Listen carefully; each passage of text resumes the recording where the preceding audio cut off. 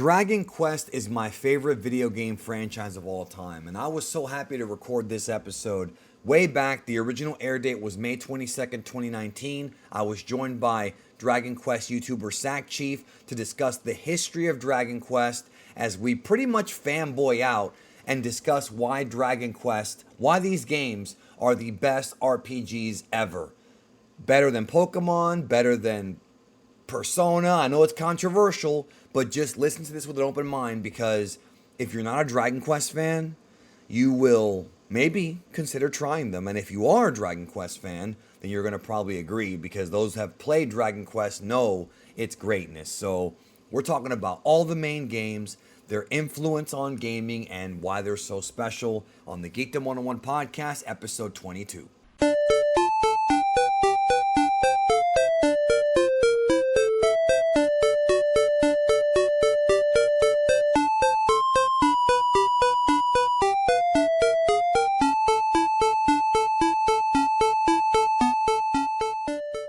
And welcome back to the Geekdom101 podcast. Joining me on this edition, I can't wait, this is going to be so much fun, the biggest Dragon Quest fanboy in North America, self-proclaimed biggest. I thought it was me, but this man has an autographed Yuji Horii photo on his wall, and I don't have that, so he may be right up there as one of the tippy-top DQ fans. We need more people like this in the community. Please welcome to the Geekdom101 podcast, Sackchief. Hello.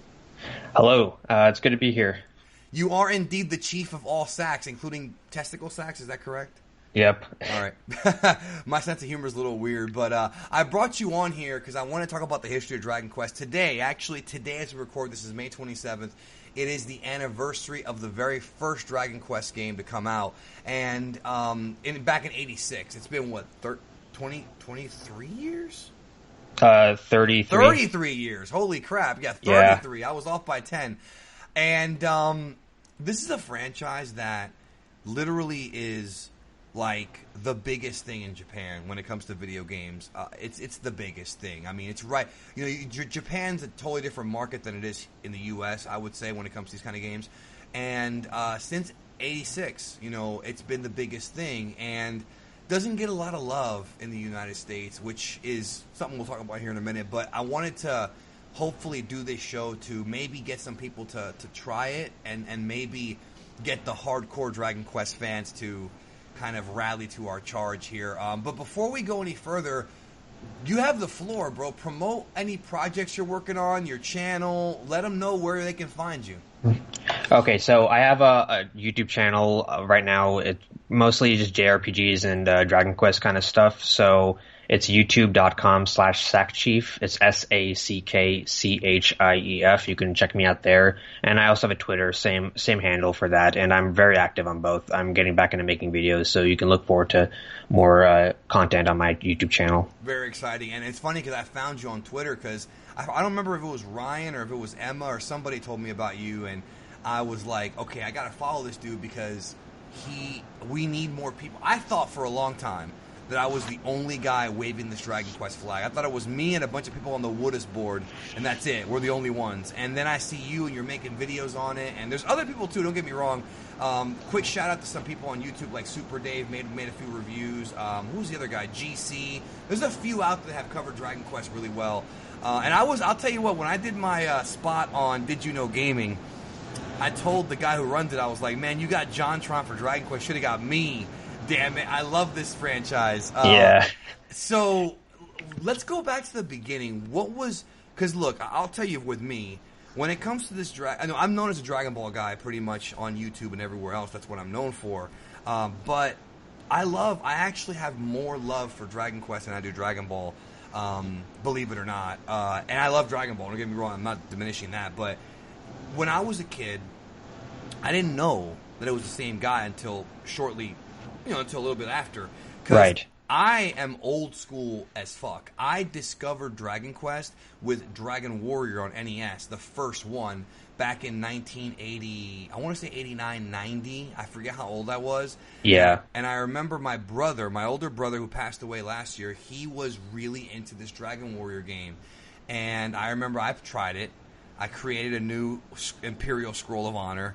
And I remember the first time I played the game, I made that mistake of going too far away from Tantegel and wound up getting eaten up by a scorpion quick. I mean, this dude destroyed me, and I was like, okay, this is not an easy game. My brother was like, no, you're not ready yet. You got to make yourself stronger. And that was my first introduction to any JRPG. I know a lot of people from the next generation, dude. They love Final Fantasy VII. That was their big introduction. For some, it was Final Fantasy IV. Some Final Fantasy X. For others, it was Pokemon. For me, it was Dragon Quest. What is your earliest Dragon Quest memory? Okay, earliest Dragon Quest memory. So I'm a generation down kind of. I'm the Final Fantasy generation, but my first JRPG was actually Dragon Quest VIII. Yes, which is a great game. Can't deny that. Great game. So Shonen Jump, they used to have an American magazine, an English American magazine, which would be surprising. Like they put their mangas in there. I remember 2003. Yeah. So I subscribed to that, of course, because I was really big into the whole, all that Japanese like anime and all that stuff. So were you a Dragon Ball fan first? I was a Dragon Ball fan. That's first. Interesting. It's backwards. Okay, keep going. Yeah, it is backwards. So I basically I think it was 2005. It might have been fall 2005, but they gave away a demo disc for Dragon Quest VIII, and they had a big interview with Yuji Horii for the new game. And I didn't even know what the internet was back then. I was a really small kid, but the thing is, they had this demo disc. You can explore Fairbury. You can go straight to the boss. The boss would never die, no matter how much you fought it. That's basically how they soft locked off the demo. But I was amazed by the demo, and I just had to get the game after that. So the demo disc sold me onto the full version of the game, and I really liked it. It was my favorite PS2 game ever. Oh, it's a great one. It's right up there. Like I put it up there with GTA San Andreas, Legend of Colossus, was it? Shadow of the Colossus. Shadow of the Colossus. I love that game. No, it's right up there for me. And it's funny because I was playing Xenosaga, and then I remember I started playing Xenosaga because I just had to play a new RPG, and then I saw that Dragon Quest VIII came out, so I went to GameStop, which I'm not a fan of GameStop. This is years ago. It's 2004. The day it came out, and I said, "Give me Dragon Quest," and I took it. And I loved it. I saw the trailer for it. I remember the trailer had actual talking voices, which was a big deal at the time. Japanese version didn't even have that. And I fell in love with this game. And I would scream about how amazing this game was. Like the fact that when you play 8 and you see like mountains off in the distance, and it's not just background, it's actual places you can eventually travel to, was such an amazing thing for me. And like Breath of the Wild wound up doing that so many years later, other games. I think DQA might have been the first one. I think it's one of my first open world. It's kind of open world, right? Sort of. I mean, it's linear, but not entirely linear. Right. Yeah. I was amazed by the scale of that game, to be honest. It was just crazy. I've always felt like Dragon Quest is linear for a time and then non-linear. Like the first one, before we get to the old ones, when did you eventually go? I'm assuming you eventually went back and played the old ones. I'm assuming, right? Yeah, of course. Okay. Did you play them? Like, did you play both NES and the remakes? Like, what was your journey between going back and playing the older ones? How was that? How did that start?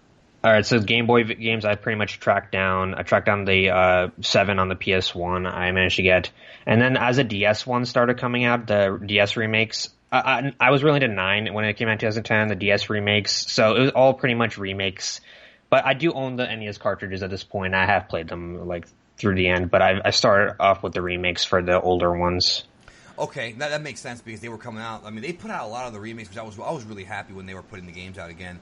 Yeah. They put the games out, but we still don't have... Like, I've played all of them except 10. 10 is the one that I have not played because we never got a localization of it, but I haven't even tried it in Japanese or anything. I don't even want to. Maybe I'm just dumb, but I really want them to put 10 out already. I'm sick of it. I'm sick of this shit. Yeah, I know. The damn game. Jesus. So, okay, I want to say this about the Dragon Ball thing. When I first played 1, I beat Dragon Warrior 1 I don't know how many times, and this is when I was a kid. And I first made the Toriyama connection between Dragon Quest and Dragon Ball when I saw Dragon Ball on television. Ocean, or I wasn't even, it was like the Lion, it was Ocean. It was Ocean Studios, but it wasn't the traditional Ocean cast before Z. And I remember seeing Oolong become the knight, and I said, "Oh my god, that knight looks like the one from Dragon Quest." Yeah. It's the same design almost, and except that the one in Dragon War does not have ramen. And of Right. course, the Axe Knight is the one guarding Erdrick's armor in Hawk's Nest, or what did they call it in the Japanese version? Hawk's Nest had a different name. I forget what the town's name was, but I remember it was like a ruined town, and like the knight was guarding his armor, and you couldn't get past it. It was destroyed, yeah. And I remember just getting the connection together. Like, my God, like, and there's just what is it about Toriyama's art, specifically in Dragon Quest? I feel like his Dragon Quest designs are superior to Dragon Ball. Again, it's a different series, but he's so much more creative when it comes to designing these monsters and these characters for years. I mean, 33 years. What is it about his art that's so captivating, do you think? So it's kind of like it blends like a realism, but also it's like a cartoon. It's like the first time I saw it, I thought, wow, this is like a cartoon, but it also looks like kind of realish, like the hands and like the rocks and the clothes and everything. That's what I thought at first, like as a kid, you know. That's kind of what captured me. Right. And it's like it's recognizable somehow, like the way that he structures the faces of these monsters. Like I can instantly tell that Toriyama had worked on something just by looking at the eyes and looking at the hands and the way the hair is drawn and all that stuff. He has a distinctive art style. It's just funny how when people are Dragon Ball fans first and they get into Dragon Quest, like, they look at these characters like, oh, that looks like Trunks. Oh, that looks like Gohan. It's like, yeah, that's what they look like. I mean, you know, Loto or Roto, whatever you want to call him, Erdrick, on the cover of Dragon Quest III, the original Famicom, he looks like Gohan. And now in the remake art, you remember how in the remake art he grew him up? Like, it was like an older Erdrick. It was kind of funny how it was like a kid, but he's like older in the remake, even though it's the same character. Yeah. The art depicts him as being older. He looks like, like a hybrid of Gohan and Trunks. So it's like you got that style, but the monsters are just so amazing. So going back, did you play them in order? I mean, the original trilogy. Let's focus on that first. Yeah, the original trilogy I played in order. I played the first one, the second one, and the third one. Okay. Did you know what the third one was before you played it? The back of the box in the American version spoils pretty much the ending. I know, and it sucks because with me, I didn't know. So it really gave me a big shock. Let me just put it to everybody out there. I don't know if you had this problem, but me and my brother tried to find Dragon Warrior 3 and 4 because we knew it existed. We saw it in the EGM magazine. We had 1 and 2.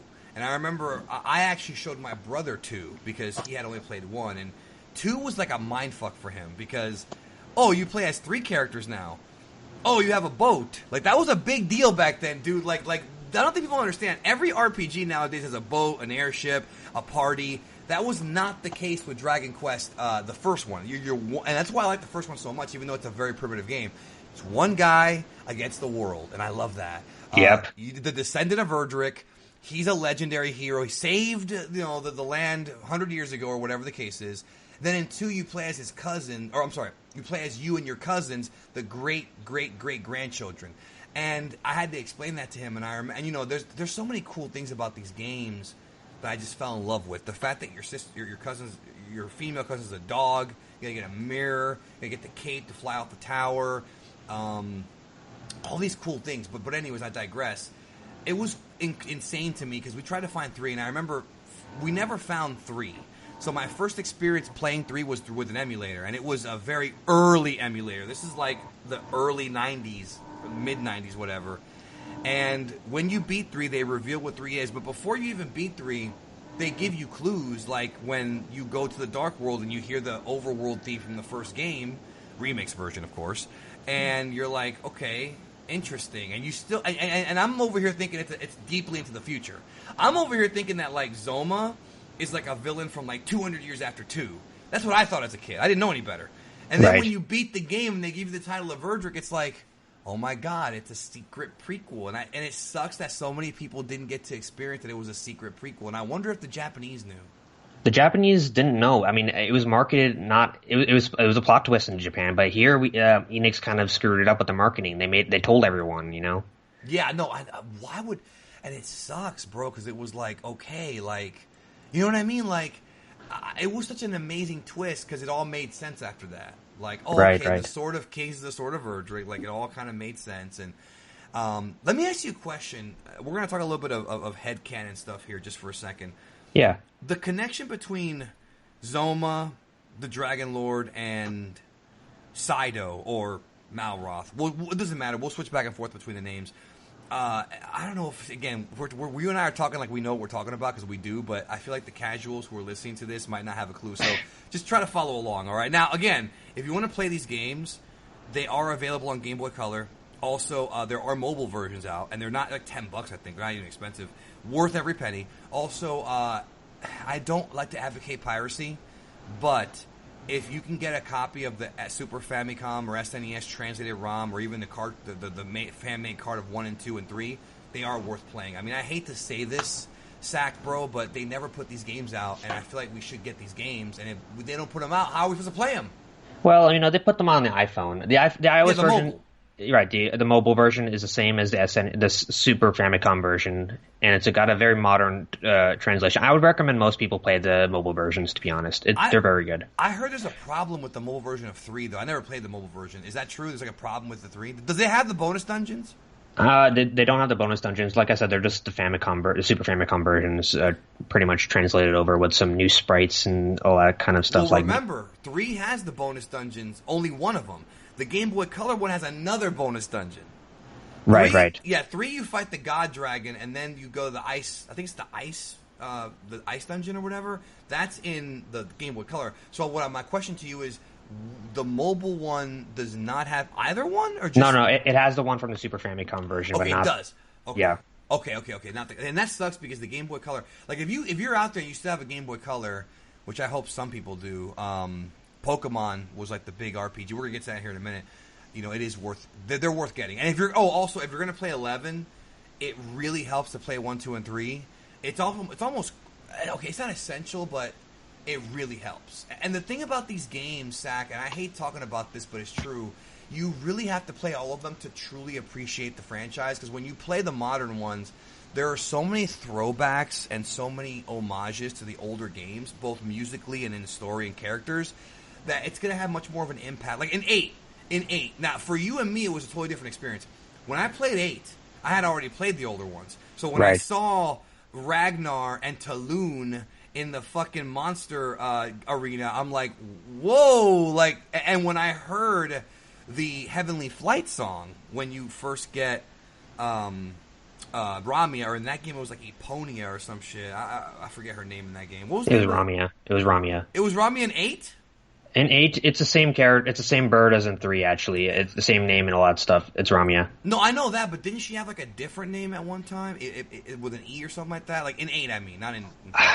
Because remember, there was a big twist where she was like, oh, in other realms, I'm called Ramia. And that was the big, like, oh, shit, like, it's the same bird, like, interdimensional bird. I think they had a different name. That's what they did. Yeah, it was like Eponia or something, but I forget. But anyways, so when I see the bird and I hear the song, I'm like, oh, my God, like...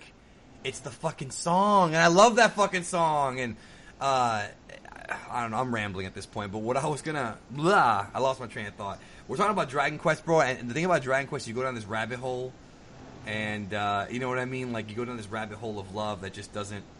It doesn't end. It's just endless. So, okay, I'm sorry. So, with the 3 villains, okay, so we've got Dragon Lord. We find out in 3... You beat the Dragon Queen. This is like a side quest kind of thing. It's not, you don't have to do it to beat the game. Go ahead, sorry. Yeah. The Dragon Queen, and there's Zoma as the main villain of Dragon Quest 3. Yeah, which was a big twist. You thought it was Baramos, and it was Zoma. Now, one thing I noticed about Zoma, and I love the original 3 final bosses so much. Now, obviously, the Dragon Queen was not evil, but she sent Dragon Lord... Well, okay, she gave birth to an egg, and the egg somehow ends up in the underworld, which is what leads to Dragon Lord being a thing. Right? Did Dragon Lord become evil because of influence from like okay, I want to get your theory on this. My theory has always been that the real villain of the franchise of the original 3 movies is Malroth, is Saido, and that I feel like Zoma was just a guy who was trying to conjure him up. I feel like Malroth being in the Japanese version, he's called Hakaishin Saido, which is God of Destruction Saido. So yes, Toriyama made a God of Destruction way before Beerus, folks. Way before. Yep. Right? And he's the real secret villain of 2. And I always thought in my head, like, is Zoma trying to conjure him up? Like, I feel like he is the being that creates the negative energy in the underworld. That are you following me on this? Like, do you have yeah, like, I get it. Because like the whole symbol of the eye on Zoma, obviously the eye has a lot of. We go really deep. We can talk about like how the eye has a lot of religious and occult iconography. Toriyama's Toriyama's very smart when it comes to this kind of shit. But I always felt like that evil, that sort of evil energy that Malroth had kind of put out into the world, even though he wasn't really fully there, is what kind of made Zoma and Dragon Lord so bad. What do you think about that? Did you ever think about that kind of stuff, or am I overthinking these fucking games? I never really put together a connection between Zoma and the Dragon Lord. I always thought they were just two different guys, to be honest, who kind of just inhabited. What about Malroth? Malroth. So Lord Hargon in Dragon Quest II is the conjurer trying to summon Malroth, right? Right, yeah. And your theory is that Zoma is trying to do the same thing in Dragon Quest III? I think so. I think he might be a worshiper. I think he might be. I think Zoma's sort of like Gozar in Ghostbusters, right? Where you have these like worshippers, and I feel like what happened with Zoma, this is just my headcanon, okay, is that he wanted to bring in a Malroth, but he got so power hungry that he just said, fuck it, I'll plunge the world to darkness, and there we go. Because he was a very powerful, I mean, they call him an archfiend, which that's like the name for him. Right. I don't know, man, again, am I overthinking this? I overthink this franchise a lot sometimes, but I think it maybe, I mean, because of the symbol, the eye symbol. Yeah, the eye symbols. That's the same one Hargon had. That's what I'm talking about. Yeah. Now, do you see where I'm coming from? Like, I see what you mean now. Yeah. I feel like they're from the same. And again, I wish they really would expound upon this. But I think there's also, to play devil's advocate, or not to play the other side. In 1 and 2, if you look at the art, you have the symbol of the bird on. The main characters. Right. And you don't even. This is brilliant. You don't even know what the fuck that means until you play 3 and you actually get the crystals or the gems, and you unleash Ramia. Right. And it's genius that you're wearing these insignias on your armor and on your sword. You don't even know what the fuck it means till the 3rd game. And it's like, okay, so this is the line of. And same thing with what's the other one? Rubus. So Rubus is in 2. And then you actually meet Rubus in 3. Like what would Rubus's title even be? The goddess. The goddess, yeah. I don't know. What do you think about? Did you ever think about the game like this? This is my obsession with this fucking game, bro. All right, so they made the first 3 games within a very short time frame. So I think it's completely true and completely possible that he was planning things ahead and little plot. Yuji Horii? Yeah, Yuji Horii. Like he had notes. Yeah, definitely, absolutely. Yeah, for sure. And it's crazy because it all kind of ties in well. Now, here's the one thing I never understood. When you go down to the Dark World, you only have Alefgard. You can't explore, like, the rest of Laurasia. You can't get to the... So I always wondered, like... I guess it's just the game being limited. I don't think it's actually that those land masses aren't there. The NES card couldn't fit that whole thing in, pretty much. Can you imagine if it did? That'd be crazy. You know what I want them to do? I want them to do a remake of the first 3 games with all 3 storylines in the game. You know what I mean? I would like that a lot. That would be amazing. Dude, I would love that. Like, can you imagine if they remake it with the Dragon Quest XI style graphics or better, and it's the first 3 games, except, obviously you want to modernize them a little bit more. There's changes here and there. Maybe you can give the first game an optional party. I really don't know. Now, is it true that Rubus is actually in the iOS re-release of 1? I remember hearing that. That Rubus appears briefly in the game of the first one. I think they redid some dialogue to include her in. She didn't actually appear physically, but they canonically sort of incorporated her into the first game. That's what they did. What do you think about the world map of 3 looking like the real world, bro? That tripped me out. Like you go to the U.S. and it's like Native Americans. You go to Japan and it's Japan. Roma's Rome. Like that was so awesome. Like, is it supposed to be the real world here? Yeah, the map looks like the real world. I mean, you start off in Australia. Erdrick is an Australian, pretty much. Aliahan. Yes. Yeah, Aliahan. Yep. Yes. Oh, I love this franchise, bro. Yeah. You now know that I'm not bullshitting you when I tell you that I love this franchise. I get it, yeah. I'm not a casual babby, dog. I was into these games, especially the first 3, because that's like my childhood. You know what I mean? Moving on to the Zenithian trilogy. So, okay, the first trilogy ends. Before we go any further, I want to ask you this. What are your theories as a fan of 11's ending? We talked about this a little bit with Ryan Molina on the last podcast. And don't go into any major spoilers just in case people haven't beat it yet. But do you think there's multiple timelines? Is the main character of 11, is he related to Erdrick? Or is it... Because the way it's implied is 11 is a fairy tale in the world of 3. But there's also a god dragon that you meet at the end. So do you have any theories on the tie-in? Because they kind of left it a little bit ambiguous. I have some theories, yeah. Tell me. So Erdrea, the land that Dragon Quest XI takes place in, I think that is the land that the main character in Dragon Quest I, Alfgard. I think that's the world of Alfgard, pretty much. The plate tectonics and all that stuff shifts over. Oh, so you think it's like Hyrule where everything moved around? Yeah, like that. That's what I think. That's wacky, bro. Okay, but anyway, so you think that the world of 11 is the underworld, essentially? Yes. Okay. Wow. Okay, keep going.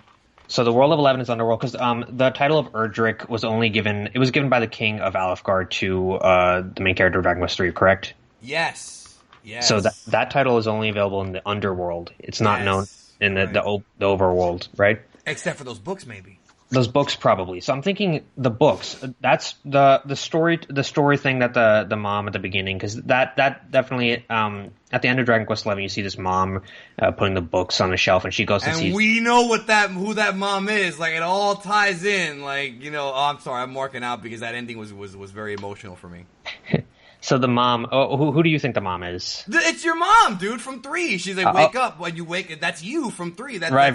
Yeah. She wakes you up. But here's what I want to know. There were 2 books on the shelf. There was a green one and a red one. Is the green one earlier in the same game, or is the green one a teaser for Dragon Quest XII that might tie into 11? That's what I want to know.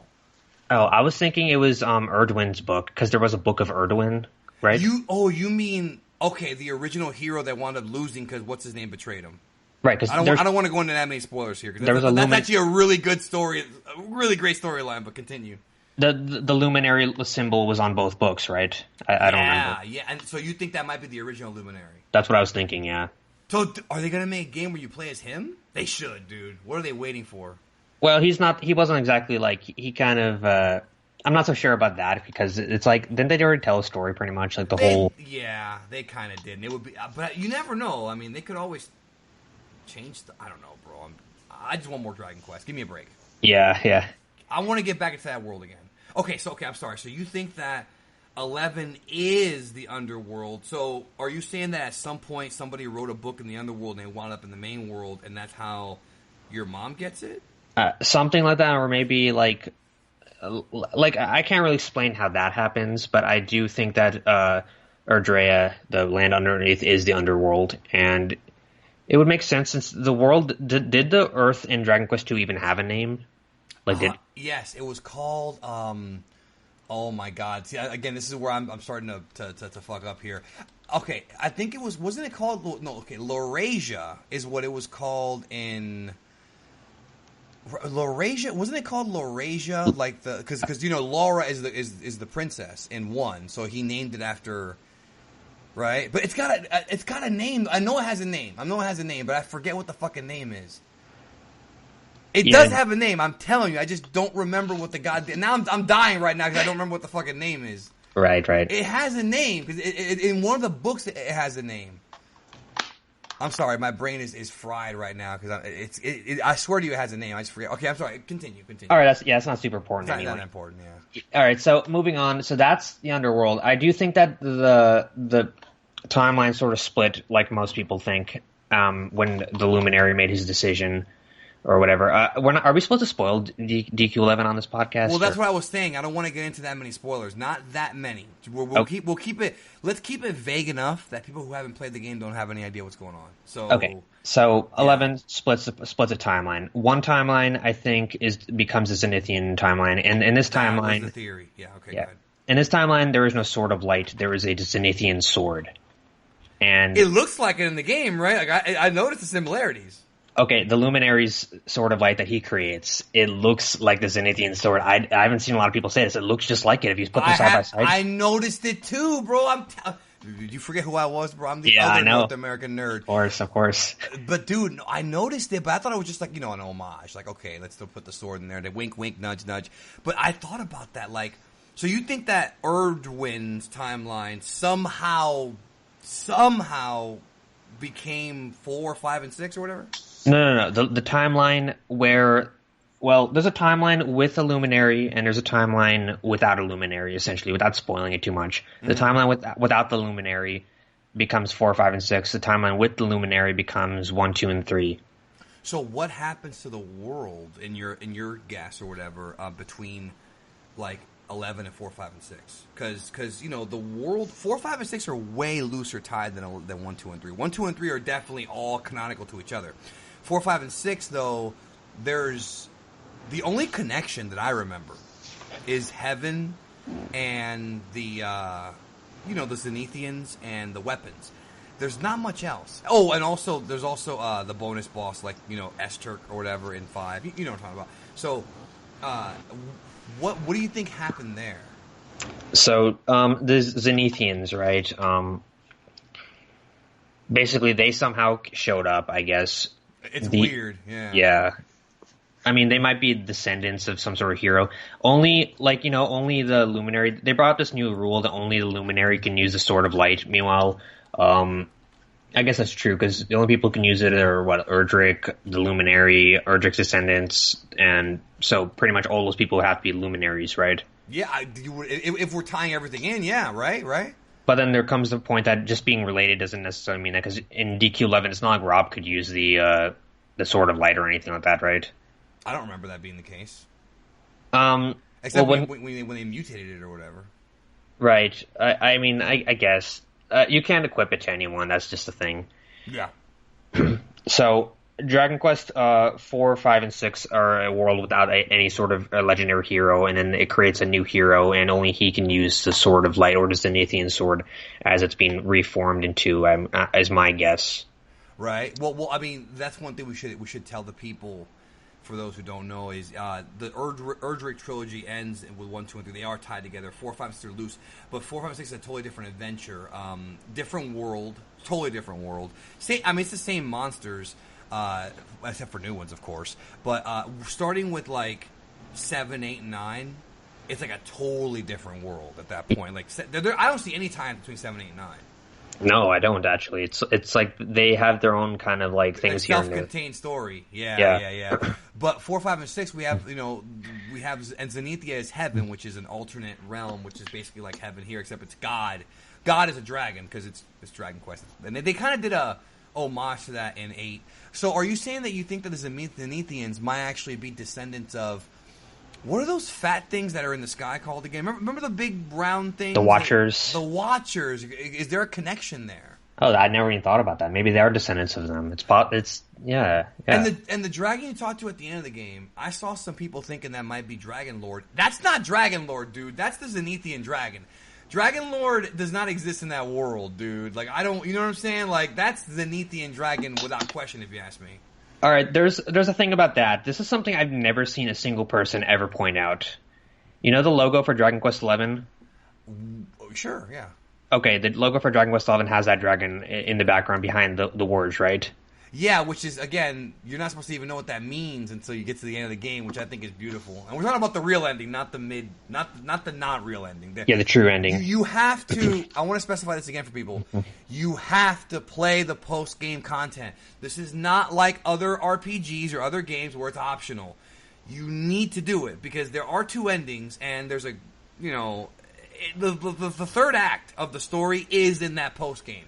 I don't remember any game doing this, where you actually have a whole extra final chapter that explains everything.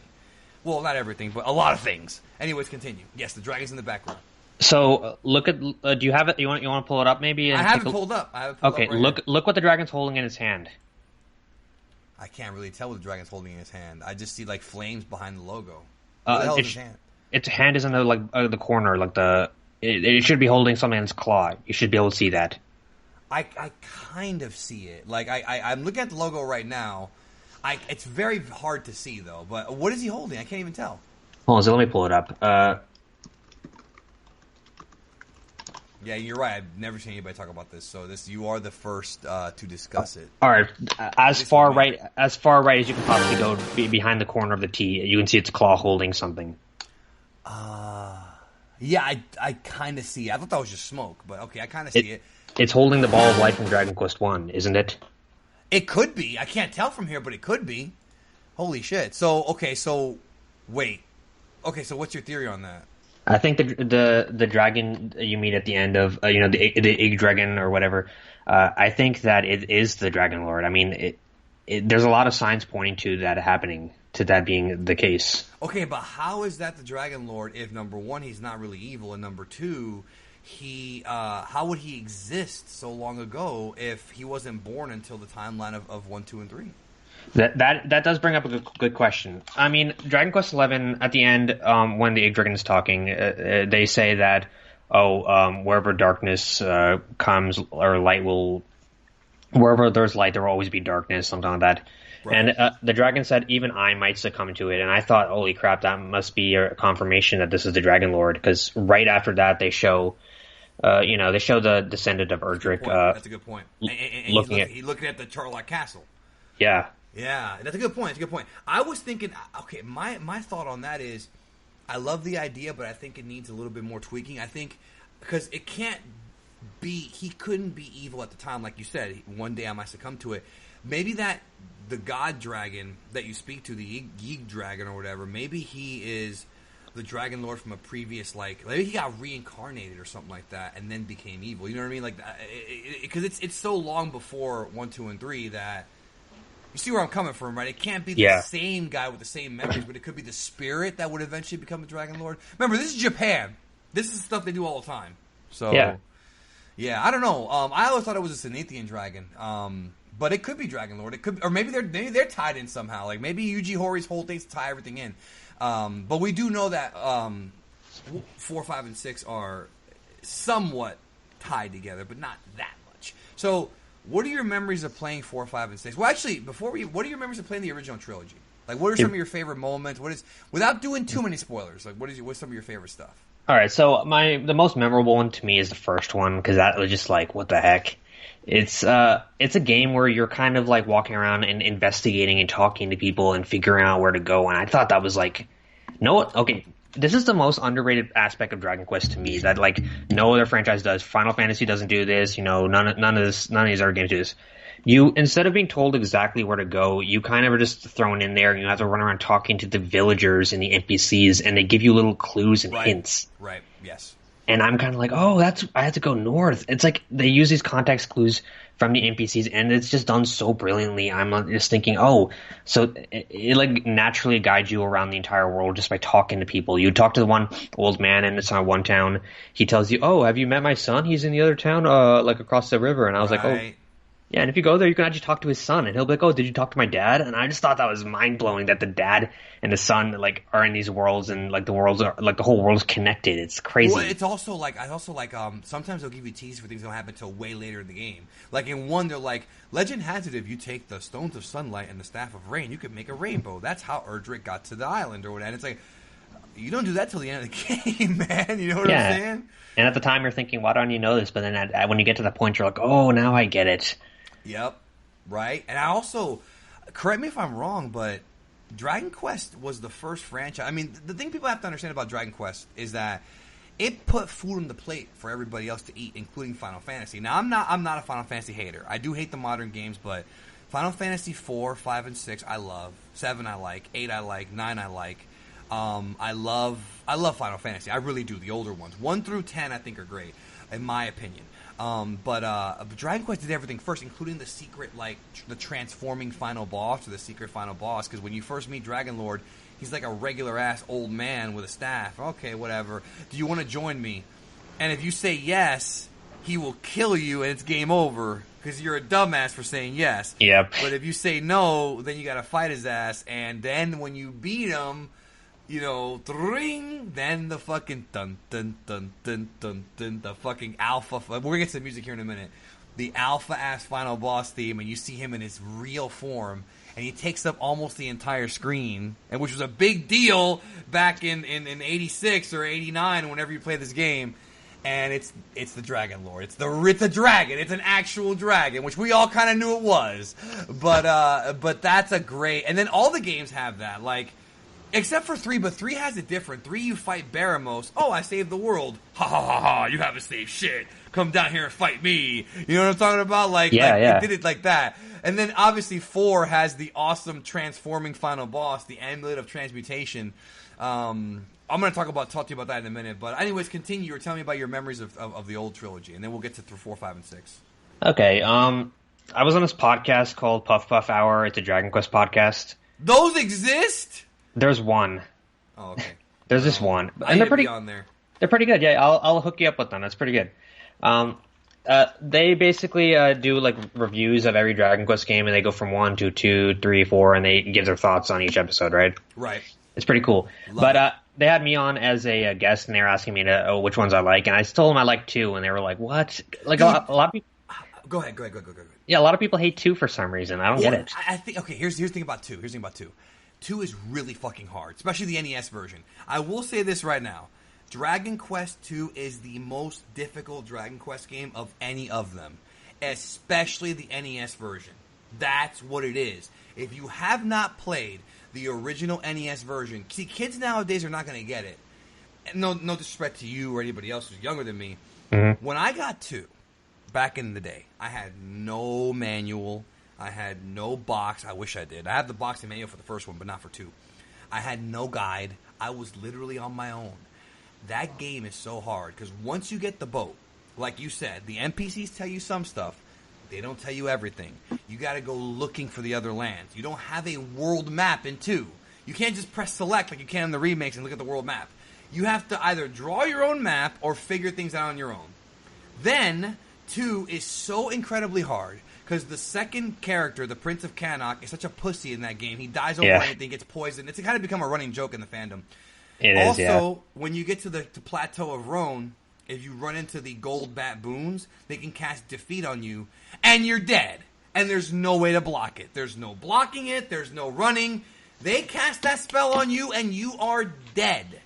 So, and to make things even harder, in the second to last dungeon, the Road to Rhone, there's a part where the screen keeps looping. Where if you go left, it's the same screen over and over again, which is what Zelda did for the Lost Woods and the mountains and whatnot. And that is so... You will be... And there are tough monsters down there.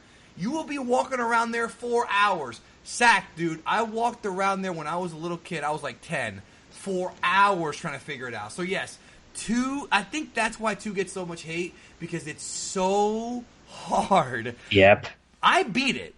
But it took a long, long time. Way longer than 1. So I think that's my answer to your question. That's what I think. I don't know if you ever played the original NES version. Actually played it like straight through. It's not easy, bro. But the difference is that you at least know what you're doing because you played even if you go back and play the first one, you kind of know what to do. When I played it, I know nothing. So, anyways, you were saying that you like 2. I like 2 as well. Yeah, 2 is a cool game. It's Nintendo hard. That's what they call it, when a game is really difficult. Extreme Nintendo hard, yeah. Yeah. So, 2, right? It's like a very large, mysterious world. It's like a wilderness. Compared to DQ1, which is like one country, and, every place you go to, there's like a city, and it's not that big.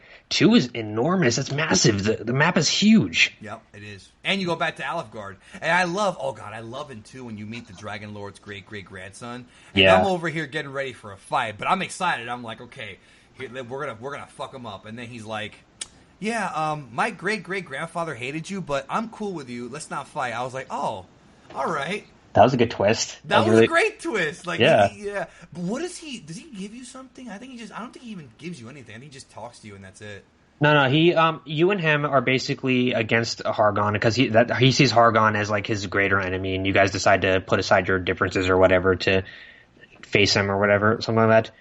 So, dude, can you imagine if they remake 2 and they put him as a playable character? My God. Put me in charge of 2, dude. You know, if they put me in charge of 1, 2, and 3, I'd make them the best games ever, bro, with all these ideas. Yeah, of course. Anyways, keep going. So I think he gives you a hint of some sort. It's been a while. He gives you like it's been a while for me too. A clue or a hint. on where to find something or like go somewhere. The whole game of Dragon Quest II. I think he tells you that you have to get the 6th crest to get the Eye of Malroth or whatever, right? That's it, yeah. Something like that, yeah. You gotta get the 6th crest, which, by the way, again, to repeat, the game doesn't tell you where they are. You have to talk to NPCs. Oh, there's one underwater, there's one on an island, there's one in a fire cave, there's, they're all over the place. And they're not easy to find, but that's when the game becomes non-linear. Most of these Dragon Quest games, once you get the ship, the game kind of becomes non-linear. But here it's really non-linear. And that pisses me off when people say Dragon Quest is linear. I'm like, are you nuts? Are you crazy? Like, hell no, it's not linear. I did things totally out of order. But I'm sorry, continue. I didn't mean to it's not linear at all. It's like, it's one of the first open world games. Dragon Quest 1, 2, and 3 are open world games. There's no question about it. Yeah. They're not open world as games. open world, but there you go. Yeah, on the NES, those are the only NES games I could think of that where you can just go where the heck you want and out of order, get the collectibles and do whatever you want. They're insane. Like, 4, 5, and 6 became linear. Sure, they're linear, but I guess Legend of Zelda kind of was the first one. Yeah, because you can do dungeons out of order. So I guess So okay, you were saying that you like 2, and did they get on your ass about it? Oh yeah, everyone gets on my ass about it. They always say, "Oh, 2 sucks," and it's so hard and all that. It is hard, but I don't think it sucks. But it is hard. I think it's an amazing, accomplishment in game design. But the thing is, like, even Yuji Horii thinks it sucks. Like, that's where I'm kind of at odds about. Like, even he's like disappointed by his own like game, and I think it's a gem of an NES game. I think it's amazing. I mean, there's just so many cool things in that game. I don't know why he would think that. I mean, okay, the music is incredible. We'll talk about that a little bit later because I want to fanboy out over the music. But I like the fact that in 2, you have so many cool, like the water flying cloth, the cape. The items are jacked up a lot. You have metal babbles introduced for the first, liquid metal slimes introduced for the first time. Very hard to kill. Yep. And I love how you have. I love Hargan. And I love Malroth. Like, the design of Malroth is one of my absolute favorite Toriyama designs ever. Like, okay, we have a dragon in the first game. Here we have a dragon with 6 arms, a skull necklace, and a snake tail. Like, fuck, bro. Give me a break. Yeah, he's a good design. He's very popular. A lot of merchandise they sell of him and stuff in Japan. I know, and it's crazy because 2 is not very well liked. What I think is funny is he actually has an upgraded form in one of the hero or the monsters games called Genocido. Like, you've got Sido, which is his Japanese name, then you've got Genocido. It's like, okay, you're using American puns now. I gotcha. Okay, that works. Genocido. Yeah, I get it. That's funny. It's pretty clever, yeah. So, but no. Okay, so continue. You were saying you were on the podcast and talking about 2 and. Mm-hmm. Right. So 2, I had to explain how 2 is basically, it's this big, mysterious kind of game. Yuji Horii, right? The games he makes are mystery games. That's what they are. His first game he ever made was his first famous game was called the Bartopia Serial Murder Case. It was for the PC, like 80 something. Like, it was for an old Japanese computer, and it's a mystery game where you're trying to solve a murder by looking around. And you know what? He actually invented the visual novel and the Japanese role-playing game, both the genres, pretty much. Y'all gotta show some respect for this man, bro. If it wasn't for Dragon Quest, there'd be no Final Fantasy and no Pokemon and no Persona. Sorry, that's the truth. If you have a problem with that, suck a dick. That's the truth. Absolutely. I'm not saying that they're better or worse. I'm saying that he put the food on the plate for everybody else to eat.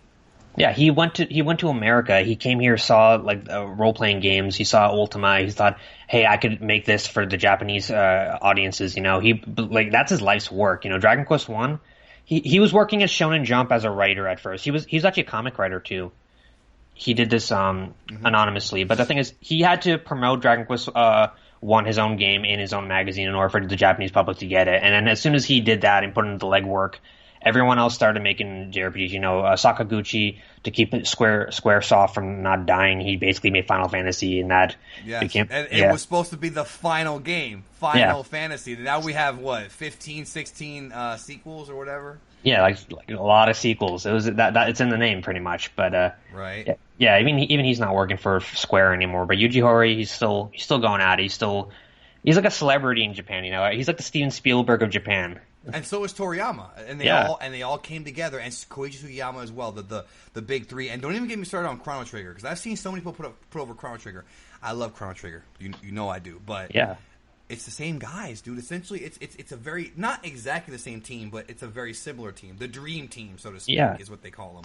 I never played Blue Dragon, but go ahead. What were you saying? Yeah, it's a huge portion of the team. Blue Dragon's kind of the opposite. It's Sakaguchi and Toriyama at that time. Yeah, which is okay. That's still a dream team by itself. Yeah. But I feel like with Chrono Trigger, I love Chrono Trigger, but again, that's another game that was kind of the child of Dragon Quest, essentially. Now, Dragon Quest 3, to this day, I feel, is still one of the best games ever made. This is a game that, when you look at it on the surface, it does look primitive. It's an NES game, but the idea of creating your own party and customizing it, the way they have it in this game is different than in other games, like in the Final Fantasy job system and whatnot. It's different because in this game, you can change their jobs with by going to that tower if you have the book, but you don't get that till later in the game. And I feel like this game rewards you for customizing your characters more than in other games, because you can have, like, I don't know if you remember your party setups. I actually don't. I know that I always pick a female warrior because they have really good stats and more options for clothing for my secondary. But you can have like a party of all wizards or all thieves. And again, Final Fantasy gave you something similar, but you couldn't change your jobs in Final Fantasy 1 anyways. What is it about Dragon Quest 3 that's so, like, it's, when I think about my favorite games, it's 3 and 5 of this franchise. What is it about 3 that's so special, in your opinion? Because it's such an incredible game. So the class system, first of all, talking about that, you can change the classes to combine different classes. So then you can get like a warrior, like a martial artist who can heal. So you can get like super fast healing spells. And when you combine these two different classes, it's so mind blowing because you're like making your own journey. And it's like a video game version of D&D basically, where you're creating this journey. You're going around, you're finding clues, you're, solving mysteries. Like I said, a lot of these games are mystery games to their, like, in their DNA pretty much. And DQ3 does a lot of mystery solving and a lot of investigating. And I think and the emphasis on that is what draws people in, Yeah, I feel like with 1, it's like your adventure. And I feel like with 3 more than 2. Because 2 is like dire straits. 3 is like, you're going around solving problems, like the Japan thing, of course. You have to do that. You have to figure out what's up with those thieves earlier in the game. There's that. You have to find like black pepper, and you use it to get a ship, and you basically are solving problems. But I just love, like, it's brilliant. You literally melt a volcano and turn it into like a sword. Or I think that's what. Oh no, you use the sword to melt the volcano. I forget which one it was. It was one of those two. And I love how in 3 there's actually a part where you create your own town, and you have to give up one of your party members. Now, if you're smart, you'll go back to the fucking beginning of the game. You'll make a new one and just drop him off instead of giving up the guys you work for. If you're an idiot, you'll give up the guys you work for. Yeah. Right. And then I love how when you get to Alefgard, you got a whole other place to explore, and you got to gather the legendary weapons. And then there's, of course, the orb, and there's just so many great things about this game, dude. It's such an accomplishment in gaming, and even to this day, I feel like 3 is, I can't even describe it, dude. It's like, it's amazing. It's amazing. It really is. Just everything about it. Now, moving on to 4, 5, and 6. I love 4. I actually think 4 is very underrated, in my opinion. Because I think 5 overshadows 4, but right. 4. So 4 is the game where you have 5 chapters, 6 if you play the remakes, and you don't even you I love this. You start the game off by creating your character's name and all that shit, and then that's it. You don't even play as that character until about 30% or 45% of the way through the game. You're playing as your allies first, and you have to solve their individual problems. You've got, and that's what a brilliant, Yuji Horii is a legitimate genius. Because think about this, Sack. How do you get your party? Okay, Dragon Quest 3, it's you and the guys who you recruit. Dragon Quest 2, it's you and your cousins. How do you get other characters over, and how do you educate the audience, the gamer, of the other characters? You give them their own chapter, so you learn their backstory. So you learn about Ragnar, you learn about Elena, you learn about the twins, you learn about Talon. So when they join you, you've already got an emotional connection to those characters, and thus you care about them as a person who's involved in that world. and it just makes the game more fulfilling when you're all working together. And that awesome overworld theme that they play when you have everybody in the wagon. I'm fanboying out. You go ahead. It's great. It's great. I loved 4. 4 is amazing because I thought the way that the chapter system works, you gather all these characters, you learn their stories, you learn their families, their backstories. It takes a while to get everyone together, but when you do, it's like, oh, the gang's all here. You're ready to take on Sorrow the Manslayer. And the story pieces itself together too, and it builds itself to the ending very well in a very very well paced way. So yeah, Yuji Horii, he knows how to make good, interesting new spins on the genre. And the thing about this game that I felt that was interesting too is this is a game where this is the first Dragon Quest game that actually has an ongoing story that actually has twists and turns, and it's an actual narrative. Because with 1, you're just going around by yourself fixing things. With 2, same thing. You recruit your party members, you get your ship, you just go finish the game. 3 has a couple twists, like the Baramos thing. You're like you said, 3 is very episodic. Because, you go to one part of the world, you fix that problem, go on to the next one. There's that one cave where you're by yourself in 3, which I love in the South. It's hard as hell, but I love it. With 4, it's like we have an ongoing story. Like, your village is destroyed. Dun, dun, dun, dun, dun, dun, dun, dun, dun, dun, dun, dun, dun, and you're like by yourself. Yep. I love that music. And then you have development for the villain. See, what I love about 4 is, even though I love the original 3 villains, don't get me wrong, Sorrow, Pizarro, Necrosorrow, whatever you want to call him, whatever the translation says, is an amazing villain. Because when you find out that he hates humanity because they tried to make his girlfriend cry and get crystals out of her tears or whatever the case is, he immediately becomes relatable. It's like, okay, this has now become a tragic story. Because you have to fight him at the end of the game, and you kill him, and you feel bad about it until you play the remakes, which actually kind of fixed that. But still, like, it becomes like a tragedy in a way. Yeah, I agree. It's Sorrow the Manslayer, this villain. He's really well written. He's very iconic. Everyone knows him. Everyone, he's like DQ's version of Sephiroth in many ways. He even looks like him with the long silver hair. He looks exactly like him, yeah. Yeah. And so he's great. And then, of course, I love the finale when you fight him in the S-Turk form, but he's used the Amulet of Transmutation, which is basically what it does is... Did they ever explain... Okay, so the Amulet of Transmutation, what it does is it gives you, like, godlike powers, I suppose. Mm-hmm. And he took it, and he evolved into... Or the Armlet of Transmutation. I forget. It's been so many years, even though I love that game to death. That's how I remember all this, even though it's been so many years. And then he eventually, as you're fighting him, you're cutting off his limbs, which is great. And then he regrows the limbs into... And then he has 2 heads, and you fight this incredibly scary-looking final boss, which is, God, another amazing Toriyama design. And then the remakes... You have an extra chapter, right, where you find out... I mean, actually, in the original one, Amon, or Radamvice, we're using 2 names because there's 2 different translations, the old one, the new one. He reveals that he was the guy who was kind of fucking with Pizarro, and fucking with him, manipulating him, so to speak. He gets the fucking amulet, and then he becomes the final boss, which is not that easy of a fight either, bro. That's actually a pretty fun fight. And then, of course, he joins you. Sorrow does, Necrosorrow, whatever, and it's cool because even though you have all the heaven weapons, he has all the weapons from hell, which is freaking... You become so powerful with him in your party, it's insane, and you're already very powerful. Yeah.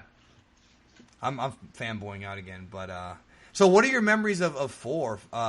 Just some of your favorite things. I'll go first. The whole Tornico, you open up a shop in the game, and you can actually like buy and sell stuff. It's fun for a little while. It does get tedious and boring, but it's cool they have that in the game.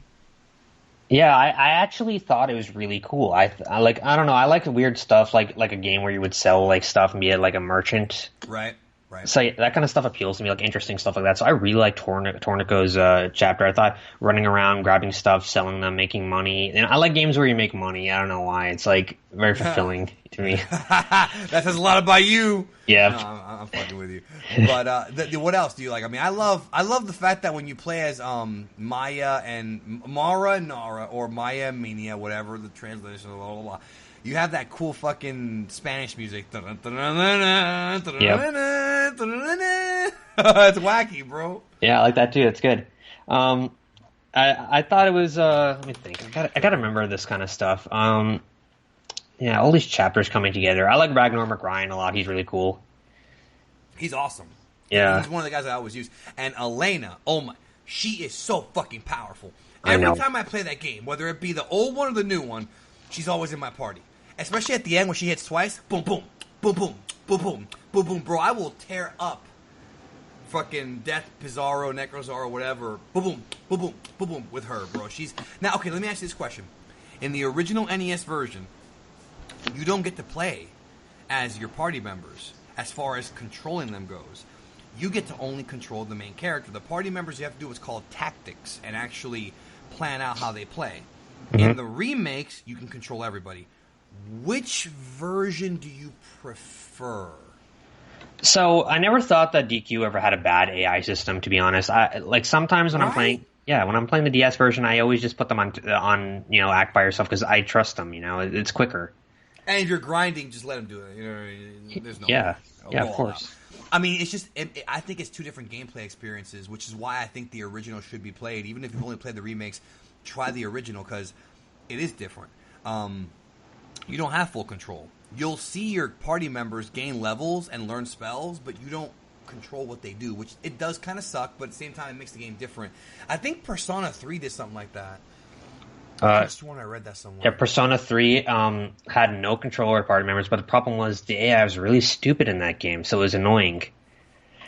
Right, but in this game, especially in 11, the tactic system in 11, the AI system, is really good. I actually went through most of that game using that system instead of using the controlling myself, even against the bosses.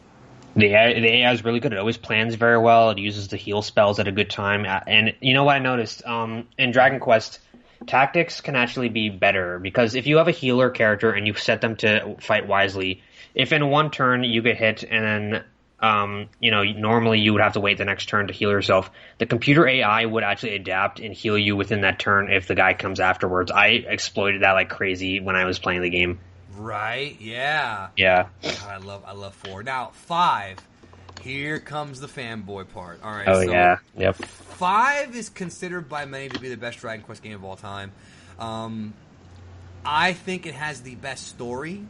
I might still like the gameplay of 3 more. I got a phone call here in the middle of this recording. I'm not going to answer that. So, but 5. All right. So where do we start here? 5 is unbelievable. I mean, yeah. Where do we start? You know what? You start. Because I don't even know where to even begin with this. All right. When people do these things like, oh, what's your top 10 favorite games of all time or your best game of all time? Honestly, I consider 5 to be the best game of all time, honestly. That's crazy, and I love you for it. Yeah, I can't even argue it. It's my favorite game. It's my favorite game of all time. Dragon Quest V, I consider to be a masterpiece in every aspect of the word. Like, it has done what it does better than any game to come before it or after it. It's just perfect, like, to me, honestly. And just to say, real quick, it's the first Dragon Quest on Super Famicom. The first 4 were on NES or Famicom. The graphics are not that big of a leap from the old ones, but they do look cleaner.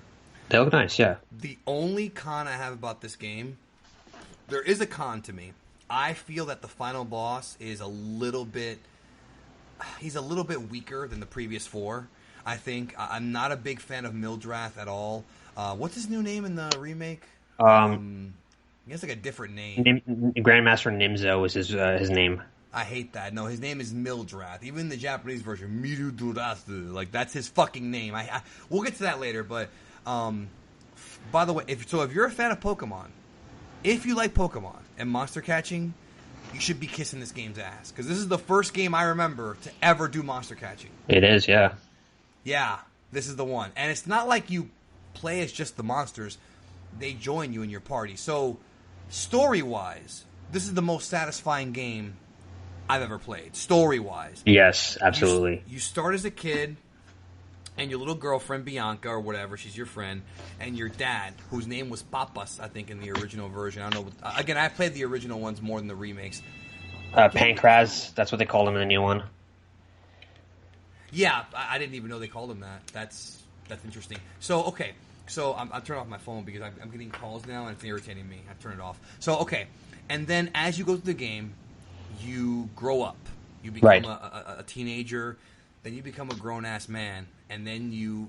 I don't know if... Should I spoil what happens when you... Everyone knows that you get married. Everyone knows that. But It's called Hand of the... It's in the title, right? Yeah, Hand of the Heavenly Bride, which I think is a shitty title. The original Japanese title is Tenku no Hayame, which is Bride of Heaven. We'll talk about that later, because I hate the fucking Americanized titles. I can't stand them. I'm sorry, I can't stand them. We'll talk about that later. But, okay, so... And you have children. And, dude, that scene where you're... I don't know if I want to spoil it. I don't know. It will. That's a big spoiler. I don't know. Okay. Let's just put it this way. When they first introduce your children, you know what scene I'm talking about. Yep. God damn, did I get emotional. And then, when you get the Zenithian weapon, and you try to equip it on yourself, and it says, "We're sorry, but you're not the legendary hero." So wait a minute. I was so surprised. I was like, what? I was stunned. I was like, I've played so many JRPGs, and you are always legendary hero, if there is one. And in this game, you're not. And then when you find out who it is, and you don't find out, the game doesn't tell you. You have to kind of experiment to find out. It's like... Oh, the DS version tells you. Does it? The DS version, the legendary hero, tells you, hey, I can equip the sword. And then you can do it then. But it's still kind of mind-blowing, though, when you figure it out, though. I just tried it when I equipped it, and it was like, oh, what the fuck? And it's like total Dragon Ball shit. Like, it's like, spoiling it. And then at the end, when you beat the game and you talk to you-know-who, so satisfying. I mean, I can't even describe. Like, okay, you go, you talk. Like, describe, what is it about this game, dude? This game is a coming of age story in a video game, and it's done right. You start off as this little kid, you actually grow up. The time in the world changes. Characters get older. They're still the same characters. The NPCs, the towns that change. There's politics involved, and they change over time.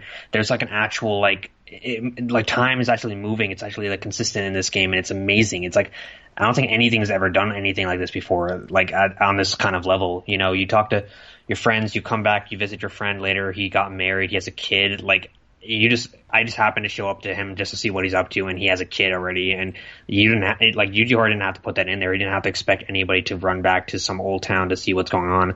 But the thing is, the world is changing everywhere, and there's a lot of attention to detail put into DQ5, an insane amount of attention to detail. I can't even believe how much they put into this. I can't either. It's mind-blowing. And also, when you get married, you choose who you marry. And depending on your choice will depend on how your children look and their stats as well. Yeah. So you have replayability. And I haven't played this game in a while. I did get the Dragon Quest V remake on DS. I haven't played it yet. But I will. Now, have you ever played the PS2 remake? I've watched some LPs of it. I'm familiar with the PS2 remake. I never got to play it, and I really wanted to so bad because it looks so great. Yeah, it looks good. It has a lot of same assets from the DS version, I've noticed, though. A lot of the background is the same stuff, pretty much. And this was also the first DQ game that also had a bonus dungeon. Now, 3 and 4's remakes had bonus dungeons, but we're talking about, the original release. And just the game is so, realistic in the sense of, we talked about, you get married, you have children... all these things happen, you meet other people, and also, the creativity of the game. You have a flying carpet you get at one point in the game. There's all these different, realms. There's, 3 or 4 different dimensions you go in this game. Jeez, dude. It's just... And you meet the Dragon God again, of course, Zenithia, which is in 4. I don't even know what else to say without going into spoilers for this game. I really don't want to spoil this game for people, because the storyline is that great. All we can really say is that if you're a fan of video games, this is a must-play, honestly. This is one of the greatest games ever created and I've played a lot of games. I own a lot of games. DQ5 trumps most of the stuff I've played, pretty much everything. All I can say is that, really. What's your favorite aspect of it? Because for me, it's the story, but, in your opinion, what's your favorite aspect of it? Just how real the world feels, how well it's written, how, just the time, the aspect of the time moving on. The fact that in the DS version, if you talk to a person and you press B, right, your parties will always have something to say. They will always, like, if you talk to any random NPC, they will always have some snarky comment to say after anything. Right. The party chat is crazy. It's like they did not leave any like line blank. They have made sure that every time you talk to somebody, each one of your party members will have some sort of comment to say. Like, it's insane. There must be thousands and thousands of lines of dialogue in the game. And then we have 6. Now, when it comes to 6, I think story-wise, narratively, it's got issues. 6 is called Land of Illusion in the Japanese version. I can never pronounce it. Maboroshi no Diachi or whatever. But the dub, or I'm saying dub, Realms of Rev. I hate those titles. Ugh. The alliterations. They always have an alliteration in their title. The alliteration and the fact that it's different. All right, like look. Dragon Quest II is called the Pantheon of Evil Spirits. That's the coolest fucking name in history, bro. And then they called it Legendary Luminary Lines or whatever. Piss off! All right, I'll admit that's a bad title. I don't really like that one that much, but I mean, they're not all terrible, but I mean, dude, Dragon Quest III is called Into the Legend, right? And you don't even you don't know what that means. You don't know what that means. Soshite Densetsu, right? You don't know what that means until you beat the game, right? Well, Seeds of Salvation. I don't hate it, but Into the Legend. And plus, the last song that plays, dun, dun, dun, dun, dun, dun, dun, dun, dun, dun, dun, dun, dun, that's called Into the Legend. Right. Fuck them for changing it, bro. I'm sorry. It bothers me. Like, just keep it the original name. Like, at least Journey of the Cursed King is pretty much the same name. And there's no alliteration either, yeah. Yeah, there's no alliteration. That was something they started later. And then Chapters of the Chosen is called The Chosen Ones, which, So 6, okay, Dragon Quest 6. This is a game, Heartbeat came in to develop it. This one is a graphical improvement. Did you know this game was $100 in Japan, $100 in America? I heard, yeah. It was really expensive. And for those who don't know, games were not $100 back then. They were like $60 for SNES games. I mean, I'm translating yen to American dollars here. Japan, it was $100. It's a big game, and this has the whole like dream world, real world thing, which I thought was very clever. I feel like the characters in this game, with the exception of my favorite characters. I mean, it has great characters. I do love Terry. I love what's the girl with the glasses called? I can't believe I forgot her name. Millie? No. The girl with the glasses, the like Chikoro or something, but they changed the name in Terry. Terry's awesome, but anyways. What do you think about 11? Oh, I'm sorry, 11. What do you think about 6? 6. Okay, so 6 is not one of my favorites, but I appreciate it. I don't think there's such thing as a bad Dragon Quest game. Honestly, agreed. I think the worst Dragon Quest game is still a really good game. Right. But the thing is, 6 was after playing 5, you play 6. It's like not quite the same thing. Every Dragon Quest game, they're trying to go for a different thing. They're trying to change it up and try to do something different, right? I respect that. And with 6, they're trying to go back to the roots with this class system and making it so it's a little more open, kind of. So the beginning of the game is a little more linear, and it feels like kind of a little bit like a watered down 5, to be honest, when you're getting to Murdaugh. And then turns out the first boss is not really the final boss. He's kind of just they pulled that again, They pulled that trick again, yeah, right. Yeah, so. And it's also quicker, I noticed. I noticed I beat DQ6 a lot quicker than I beat the other ones. Did you notice that? I did. And the other thing, too, is when you fight the bonus boss, Dark Dream, who has another guy whose name changed. What's his new name again? You know the new names better than me. I know the old games. The old names. Dark Dream. It's been a while. His name is like Necro something. He has like a different name. But anyway. Nocturnus? Nocturnus, thank you, yeah. That was his name, yeah. Yeah, which is that's a cool name, don't get me wrong, but I call him Dark Dream. It's the same idea. I thought he was going to be a lot harder than he was. The only thing I like about this game is it's too easy to level up. Because, okay, this game brings back the party system. I'm sorry, the job system, or the class system. But in this game, and I love this concept, your classes can evolve, and you can fuse them and get, like, it's like a tournament thing where you fuse, and you have, like, the final, like, few classes. I did that with every character, and I feel like the game is a little bit too easy to get OP. This is one of those games where Dragon Quest games are known for their difficulty. The first 3 games are very challenging. 4 and 5, not so much, but still challenging. I feel like in this game, it's almost too easy. You get to the point at one point in the game where everybody's maxed out, and you can't lose. I could not lose. I killed Dark Dream in like 7-8 turns. Boom, boom, boom, boom, done. And it was like, well, damn. Okay. Like, I don't know if that's really a fair criticism of the game, but it is one that That's a fair criticism, being too easy. Games need to be balanced, If it's too easy, it's not really that fun. Do you agree with me about that, though? How when did you max out everybody? The thing about this game is that you can exploit the class system a lot to make yourself really powerful and overpowered. And I feel like you kind of earn it, to be honest. I feel like, figuring that kind of stuff out and maxing everyone out and stuff, I feel like, it's a bit of work, and you do earn it. And it's, most people, casual players, probably wouldn't know that. And I think it's... I do think it's a bit easy if you do know it, but I think getting to a point where you're overpowered is it's not really a huge negative for me. I mean, it's not a huge negative either for me. It's just something that I noticed about this game as opposed to the other ones. Like in 3, you can become overpowered, but I feel like in that game you earn it a tiny bit more than in this one. I think in this one it's just a little bit too easy. Yeah. It has great characters, but no truly memorable ones.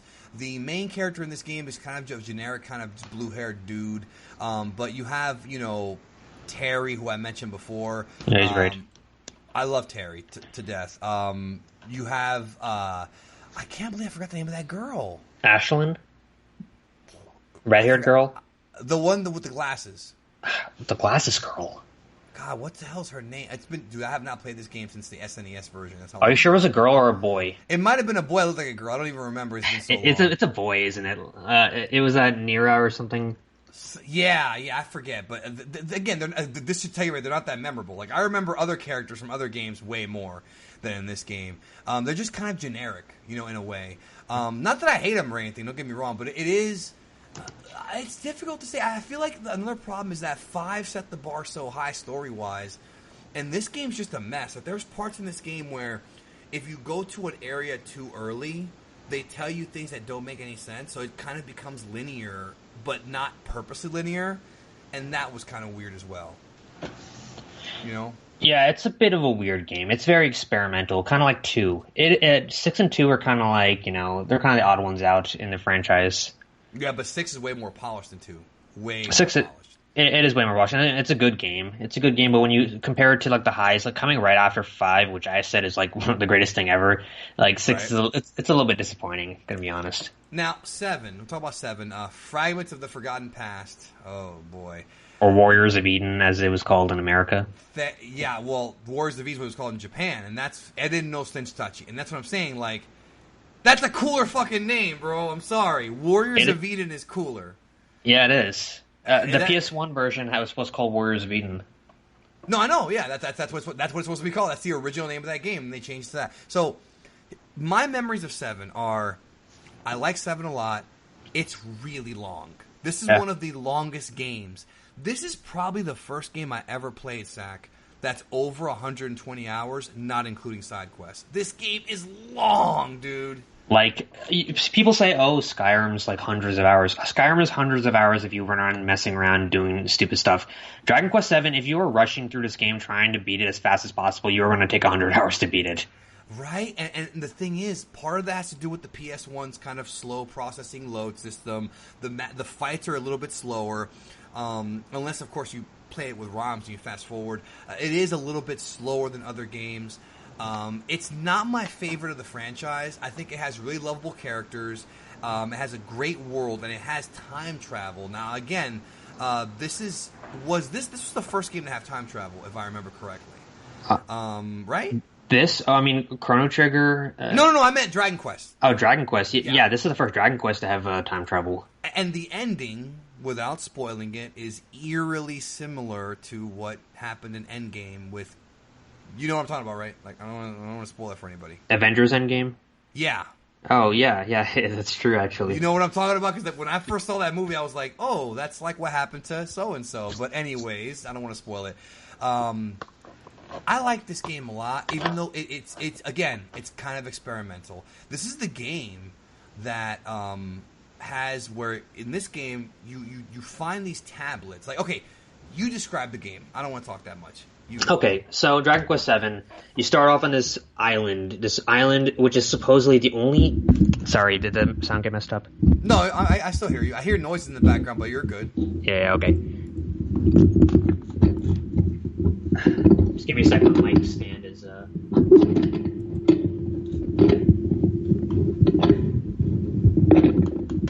Alright, is that better? Sure. Go ahead. Yeah, my mic just fell down. That's all. It happens, bro. It happened to me earlier.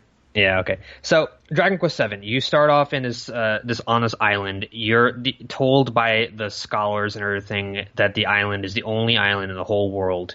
And basically, main character is friends with this prince, the prince of the castle nearby. It's kind of a cool little dynamic between these kids. You got this friend, Maribel. And basically, you find this hidden temple that you are forbidden from going into. And it turns out that there are fragments of the forgotten past, I guess, these tablets, and you can use them to travel back in time and restore sort of parts of the Earth. So it turns out that there's some sort of mystery behind it and why the rest of the continents of the world are missing. So you travel back in time, you solve problems, you go to the future, and you see how you solving these problems had helped out whatever islands are out there, like new places out there. And you see people prospering thanks to you, like saving like a town or fixing something. And there's all these different mini stories. It's a very mysterious kind of game. It's a lot of mystery going on, and it's really, really, it's really cool. It goes, and you have to keep finding these tablets which help you go back in time inside different parts of time when you're going forward and backwards. And the time travel aspect in this game is really well utilized compared to most games. To be honest, it's really good. It is, and it's that it does things different because you're going around solving problems, but instead of exploring the world with a ship or with a flying device, we forgot to talk about the hot air balloon in 4, which I love. You are instead using time, and you're going back in time, fixing problems, and when you go back in time, it affects the present as well, which is great. And then, of course, later on, you do get different things, like you do get the boat and stuff later on, but the only thing about this game that I think it's very long, so if you're gonna play this game, it's a long game, dude. Yeah I didn't care that much about the main characters except for Kiefer. I like him, but I didn't care that much about the main characters. They're not that interesting to me. I feel like 4 and 5, when it comes to character development, 4 and 5 are the best in my opinion, and 8, the newer ones of course, but and 11. But I didn't care that much about these characters that much. Like it was just, they were okay. Like I like Ira, the dancer girl. She's gonna throw it back to 4. But the characters to me I thought were a little whatever. Now what I find interesting about this game is originally, just like Final Fantasy VII, it was supposed to be on the 64. The 64DD, in fact, and because of the memory limitations of that system, it wound up going over to PlayStation. It just goes to show that that was Nintendo's first huge mistake, I feel, and I've talked about this in other shows, and we'll do a different show about this sometime. Right. They screwed up their JRPG market because Final Fantasy VII and Dragon Quest VII are so big, and they're so good. I mean, they're legendary. Final Fantasy VII changed the business, no matter how much we sit here and talk about it, it did. And it's just, damn, Nintendo just screwed up. Right? I've been playing my PS1 recently, and all the JRPGs are on there, not on Nintendo 64. Dude, Legend of Dragoon. Yep. Star Ocean 2. Dragon Warrior 7. Final Fantasy 7, 8, and 9. Breath of Fire. Suikoden. Suikoden is oh my god, that's a rare one too. Yeah. I think Suikoden 2 is the rare one. They're both pretty rare, actually. Yeah. I'm missing a couple. What am I missing? Parasite Eve. Parasite Eve is great. Saga Frontier, that's the one. Saga Frontier, that's right. Yeah. I think there was one called Legend of Legaia that I played when I was in high school. And yeah, that's one, yeah. That's another one, yeah. And, again, Breath of Fire is another great... Maybe one day that's another series never gets no love. Breath of Fire is a great... I love Breath of Fire. So, okay. So, back to 7. Where would you rank this one? Because I like it. I don't love it, but part of the reason why I don't is because of how long it is. It does get tedious. That's the issue, is that it does get tedious. I've got the 3DS remake, and I've never played that version. I'm about to start it soon. Do you think it's worth playing the 3DS version? Oh, absolutely. It's better in most ways, but the thing is, the first place, what was the place, the temple where you're trying to like get it open and get to the fragments and all that stuff. Right. The main difference is that they skimmed that down. It's very short. It'll take like 20 minutes at most to beat, and the puzzles are all non-existent. Really? Yeah, they got rid of all the puzzles. I might like that more, actually, now that I think about it. Because the puzzles in this game were annoying. Well, Yuji Horii, he gave an explanation for why. Dragon Quest VII came out around the time of the game Myst. You know Myst, right? Of course, dude, on PC. That's actually another game that I love that... I never played the sequels, but I love the original Myst, even though I feel like most gaming fans would find that game boring. I know. I like the game, too. It's very mysterious. It's very cool. Yeah. So Dragon Quest VII is actually inspired by Myst. You probably see the similarities to thinking about that, don't you? Yeah, somewhat, but I got you. Yeah, go ahead. So the beginning part is like Myst. Yuji Horii said, "Oh yeah, I want to make this really long puzzle-y kind of place where you have to write stuff down in a little notebook and keep track of things." And I thought that was so cool when I played it. I thought, wow, I'm like, uncovering mysteries and all that. I don't have to like, use an in-game journal. I'm actually writing something down on a sticky note to remember this. I thought that was amazing. But he said, "Oh, modern gamers aren't really into that kind of stuff, so we're going to take it out of the 3DS remake," which I was a bit disappointed. I like authenticity, I like remakes keeping all the aspects of the original games. So I wasn't too happy about that. But otherwise, you're saying it is better. Overall. Oh, it looks better. It plays better. It sounds better. It's better in every other way except for that. That's what I'd say. Yeah, I don't want to spoil this game for people because there is a lot of cool stuff as you say, you discover new things and. But it is very tedious. It's one that I would recommend seasoned players to play. Like, this is not the first Dragon Quest game ever for you to play. If you were to ask me, the first Dragon Quest you should play is either 1, 3, or 5. Maybe like 8 or 11, but you'll appreciate those more if you play the old ones. But this is not one that I would recommend to new people. This is one that I recommend to people if you already love the franchise, you already beat 5, you already beat 3, and you want something that's going to really take up a lot of time and keep you invested. This is the one. Yeah, like I said on Twitter the other day that people should play the original trilogy before diving into 11 because you'll really appreciate 11. And people were getting on my case about it, saying, "Oh no, they're too old." And I'm just thinking, just play them. Like, oh fuck! Like by that logic, Mega Man 1 and 2 aren't like. What about all the other games from back there? Yeah, Mario 3 sucks now. Fuck you. Everything, yeah, exactly. I think if you play anybody listening, if you want to play Dragon Quest XI when it comes on Switch or whatever this fall, get the first 3 on mobile, play those really quickly. You'll enjoy 11 much more if you play the original 3. I'm just going to say that, really. You will, and you'll understand the references a lot more, too. Yeah. And the music cues as well, which we're going to get to shortly. Now, 8, Journey of the Cursed King, your first game. This game felt like a Disney movie. You had great voice acting. You had great characters. There's only 4 main characters, but they're all great. They again, this is what 6 and 7 kind of failed to do, in my opinion, was create characters that we love. Yeah. You get Jessica, Yangus, even the king, even the horse that you end up that you're trying to hook up with, right? Yeah. 8 is. I love 8 because 8 was like Dragon Quest is now not only modernized, it's now ahead of the curve. This game graphically, Level 5 worked on it, is so above everything. It actually is what a modern Dragon Quest game for 2004 should look like, and I feel like 11 is a lot like 8 in that it brought it to the modern era. What do you think about this game? I mean, obviously it got you into the series, so there has to be something special about it for you. Okay, so basically, it does a lot for the series. When 7 came out, critics are panning it for the graphics, which I thought was unfair because, graphics, it still looks nice. It's pixel art is a nice art, but everyone wants to go into 3D, right? Mm-hmm. So Dragon Quest VIII came out. At the time, I was really young. I was in elementary school, and I was becoming like a real Japan nut, and I was really like into manga and anime and all that stuff, and I really idolized Akira Toriyama, and I saw the cover, and like a lot of people, I saw, oh, like, he must have drawn that. Right. I read the interviews. I found out that, he only drew it. He didn't really work on it. Yuji Horii's the creator of it. I read Yuji Horii's story. Thought it was very great. But I do feel like Toriyama has some influence in the story, but it is Yuji Horii story. It's mostly Yuji Horii. He's like the brains behind the operation and all that. Yeah, Toriyama just designs the characters. Right. And he's very good at it. So Yeah, Shonen Jump was really promoting the heck out of Dragon Quest VIII, and like I said, TV commercial I saw some for it. I thought, wow, this is going to be a crazy game. And I wasn't really a huge JRPG dude at the time. I had played Pokemon, and that was pretty much it. Dragon Quest is the next one. Like, right. Yeah. DQ8, like I said, the demo, you start off in Fairbury, you can explore the town. I played that demo so much. I had such a bad ADD. Like I can play a demo for months and enjoy it when I was a little kid. Dude, I couldn't. I would lose my mind. I would lose my mind because I want the whole damn game, you know?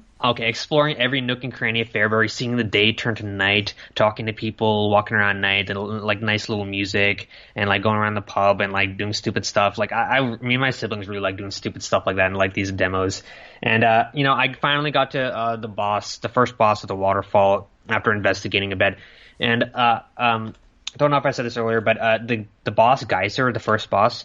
The demo basically locks you off by not letting you beat him. He has unlimited health, and I never realized this. I never knew that either. Wow. Yeah, that's how the demo worked. But anyway, I got DQ8 on the PS2. It's just so. There's nothing else like it at the time. I never played an open world game. I hadn't even discovered Grand Theft Auto at the time. That was I just played like fighters and stuff like that. I just played like I didn't play a lot of games. I played like little platformers here and there. But when I saw this big, like grand, sort of epic open world game where you can customize your characters, like it's my first RPG. And when your first RPG is like, you love it. It's like amazing at the time. So, well, no, I don't doubt it. Now this game changed things because in this game. They don't have the class system in this game. Instead, what it is you level up your weapon proficiency. Yep. So you pick what weapon you want. Like Yangus has like axes, clubs, scythe. And you get to pick which one, and depending on which one you get will depend on what abilities you get. Later on. Jessica has her own weapons. Then you have Kukure or Angelo. He has his weapons, and you have to be smart about which ones you level up. But you also got to be careful because. There are some very powerful abilities you get later on with a certain weapon. Like when you start fighting Metal King slimes and things like that, you got to have weapons that pierce armor. If you don't, abilities that pierce armor. If you don't have that, it's going to make your life a lot harder.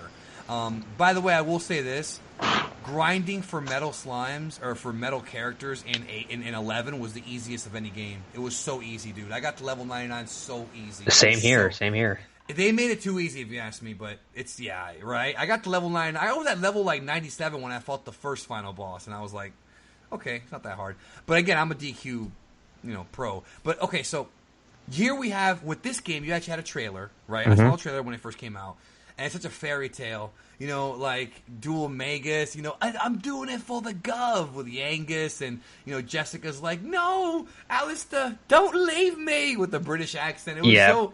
It became like a living fairy tale, Yeah.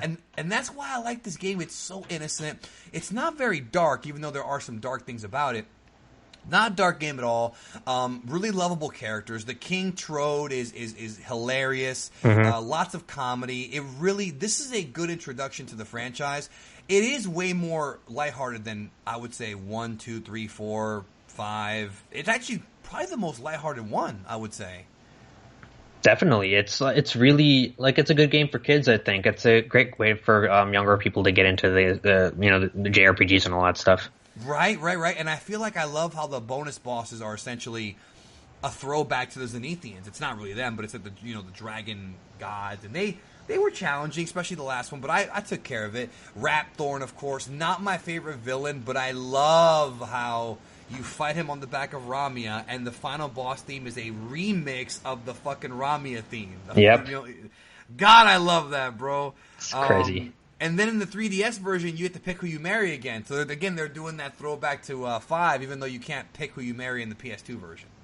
Yeah. And I also love the creativity of the bosses. Like, you fight that pirate guy who was great. Also, there is monster catching in this game to a degree. It's a little bit different. You catch monsters, and then you can send them out in the field for a little bit of time to beat up the opponent, and then you get back in. So it's like they threw a little bit of Dragon Quest monsters in there, but not like a whole monsters game, Yeah. What are your favorite memories of, like, I love Evil Jessica. I love that storyline. What are some of your favorite memories of the game without going into too many big spoilers? You know what? My favorite memories of the game are not really story related. They're just exploring, you know. They're just walking around, picking stuff up, and, like, breaking stuff, you know, finding little secrets here and there. It's just that kind of stuff. Those are my favorite memories of the game, to be honest. I don't know. It's like I played games differently when I was younger than I do now. So, Yeah, no, I agree. I agree with that. Go ahead. yeah, so my favorite like story aspect, I really like the boss Calamari. Do you remember that boss? Oh, of course. When he attacks the boat? Yeah, I thought that was a crazy cool boss fight. And they kind of did something similar in 11.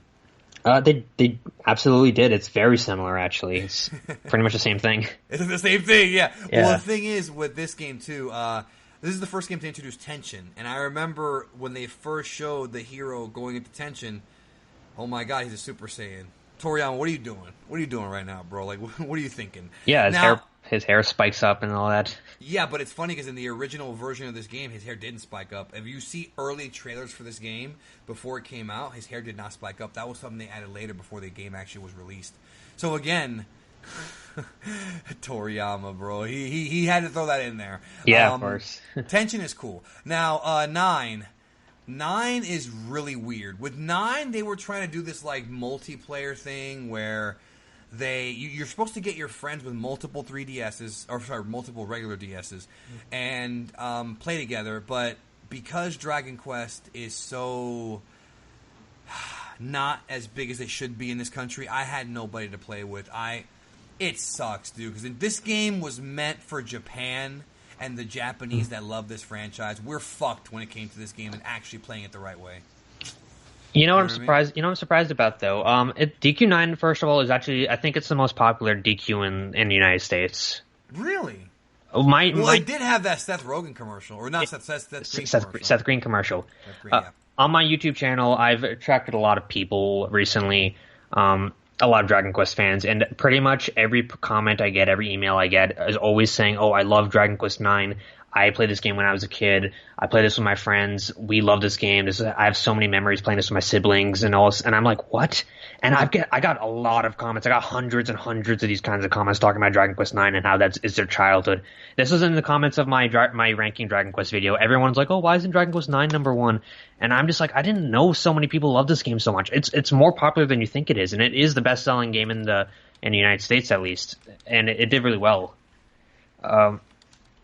No, I understand, and it did, but I just feel like it was a missed opportunity as far as what it could have been if but I didn't. Okay, that's good, but I didn't know anybody who bought this game. You know what I mean? That sucks. I bugged every person I know who owned a DS to buy it, so I mean, I had some fun with it. It's a good game. My brother was actually, there was a point in time where my brother was more into DQ than I was, as surprising as that is, because he was the one who owned the DS and he played DQ9 and all that stuff. So it was kind of it's a good game. You did you play much of it, or? I played a little bit of it. I actually did not. I never finished this one. This is one of the only DQ games I never finished, that's me being a bad fan because I should have, but I got caught up with like real life shit. Right. But I love the storyline. I love the again, they focused on the world tree, which was a big deal in it's funny because the world tree, the Yggdrasil, was not even a big deal in 2 when they first introduced it. You just get they were just there. Yeah. You just bring your party back to life, somebody who dies. But in I would say 9 and 11, it's like a central part of the story, and of course Heroes. So I like the game, and I like the whole like angels and things like that. Like I like that stuff. Again, the main characters to me I never finished it though, were not that interesting. What I love about this game is you get to fight the previous final bosses in bonus dungeons. Now that was a good idea. Oh, that was cool. That's a cool throwback. Like the download ones, the DS, the Nintendo DS is a really ingenious sort of handheld device. It has all social aspects to it. You can go to these Target stores and download stuff. So you can download the Zoma map and all these different things. Yep. No, and it's just. I mean, it's. I didn't even know it was the highest selling one. Like it kind of passed me by, to be honest. But it was still. Now is it? I heard it was supposed to be the hardest one. I don't know about that. I know a lot of kids who beat it, so I don't think it's that hard. I think 2 is the hardest one. I agree with that. Yeah. Now, when it comes to 10, look, I don't like MMORPGs. I'm not a fan of them. I feel like they're too time consuming. I feel like I purposely avoided World of Warcraft. It was ruining. Dude, I could tell you stories about how World of Warcraft ruined friendships. Not mine, but like people who I knew. Like it ruined marriages. So I try to avoid them. Yeah. However, if Dragon Quest X comes out in this country, I will be playing the fuck out of that game because it's Dragon Quest and I trust them. I never got to play it. This is a big mystery to me, and I don't know about you, but I have purposely avoided spoilers because I have hope that it'll get localized, right? Mm-hmm. But there's like 3 DLC packs and like 3 final bosses and like all this shit. There's a lot to it. I played a little bit of it because I was doing a video on it, and I had to jump through a lot of hoops to play it. I had to get a VPN, I had to get download it, I had to get a menu translation. It was a huge headache. But the thing is, like you, I'm not really a big MMO guy. But if Dragon Quest did get an MMO, then I would become an MMO guy. Right. Yeah. So we're the same. We're in the same boat here. Yep. Now, but when it came to this game, we're gonna have to hook up if this does come out and play together because it's another game where your friends playing with you makes it more enjoyable. Absolutely. Yeah. And like I know there's a subscription fee and all that. I'll pay it. I don't care. But I haven't played this game yet. I don't even know what the combat is, so we can't even talk about it. I mean, there's not really much to even say. Toriyama did design everything, so we had Yuji Horii did come up with the story, and it does have an ending, right? From what I understand, it does have. This is not one of those games that just goes on forever. There are endings to this game. There's a story. There's cutscenes in a story. I mean, there's an actual story to the MMO, and it's a little deeper than most MMOs you'd expect, to be honest. Now, 11. I already did a whole review on this game, so I'll just give you that kind of the floor here. The biggest thing about 11, to me, not just that it's a great game and all that, the fact that they actually have a 16-bit version and they have like a 3D handheld version of this game. My God, dude! Like that's work, and it's good work. Because when I get the Switch version of this game, I'm playing the 16-bit version, brother. I already beat the PS4 version. I already looked at all the beautiful graphics and all that. We already are past that. I want to play this like it's a game from 1989. It's a demake. It's an official demake. Like, think about that. Like, you know how people demake games into 16-bit? Yuji Horii and his team actually made a game look like those are assets from Dragon Quest 3 on the SNES. That's not just like it's not just styled like an SNES game. That could have been an SNES game. And it makes you wonder. They should do this. I mean, I'm not going to say they should do it with every game, but oh my God, because there's also bonus bosses if you play the 16-bit version. We don't have that in the PS4 version. Like more bonus bosses. So what are your thoughts? I mean, again, I've already talked about this game, but you haven't on this show. So what do you want to say about it? All right, Dragon Quest XI is a really special game because we've said this before. The Dragon Quest fan base in America is small, but we're very tightly knit. We have a lot of inside jokes and all that. Dragon Quest XI, which I just discovered recently, so I'm new, even though I've been around. To the DQ fan base, I kind of I pull my weight to kind of pull the fans together and stuff. Woodis has been doing a good job too. But the thing is, Dragon Quest XI is a Dragon Quest game made for Dragon Quest fans, people who have played this game, people who are part of this little community. There's so many inside jokes that only localization jokes too that only we would get. And I think it's amazing that they actually care that much about us few fans who would appreciate something like that. Right. Dragon Quest XI is a throwback to the first 3 Dragon Quest games on the NES, and it's a love fair to the whole franchise too. I just want to say, but continue. Yeah, absolutely. It's part of the Erdrick trilogy, pretty much. It's like it expands off of that, and it's this amazing, epic sort of fantasy game. Great story, great characters, really great characters. To be honest, I think this has the best characters in the whole franchise. Actually, agreed. Yeah. Maybe the best story. Maybe the best story. Yeah. Because the twists in the bonus game or in the post game are so incredible. Again, I don't want to spoil it. We already did a whole spoiler video or a whole spoiler podcast. Me and Ryan did. No need to get into it, but. How did you feel about the fact that this game does not have an open world in the same way and that you have to go to little sections? I, at first, thought I was going to hate it. And then when I played it, it was like, I kind of like this. I was a little disappointed at first. I thought, oh man, a lot of people think, oh, it's 2019, we need every game to be open world. But you know what?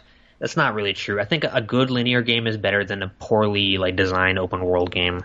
Yeah, hell yeah. Yeah. But in this game, you can't just go anywhere. You have to go to those little sections, like I said, and then it opens up like I guess like a zoomed in version. You can't just go anywhere. Yeah. But it really wasn't that bad, and you get to discover the connections and things like that. So again, and the backstory and the twist, and when you discover like the flying whale and the music cues, like when you go to the tournament arena and you hear the Dragon Quest IV music. I remember that. That was great. Yeah. Oh my god, I marked out. And then of course when you get the horse and it plays the overworld theme from 3, like there's just so many moments where I'm like, my god, like this is the best experience. And what pissed me off is that this game came out right before Spider-Man 4 and Red Dead Redemption came out. And I'm over here jacking off this game. I am talking about how you need to play this fucking game. I'm promoting the fuck out of this game. Yeah. And people were so hooked. And I'm not saying Spider-Man and Red Dead are bad games. I love those games too. But my god, when I saw it was already like $20, I'm like, okay, it's $20 now. Get the fucking game. Bro. I know, completely.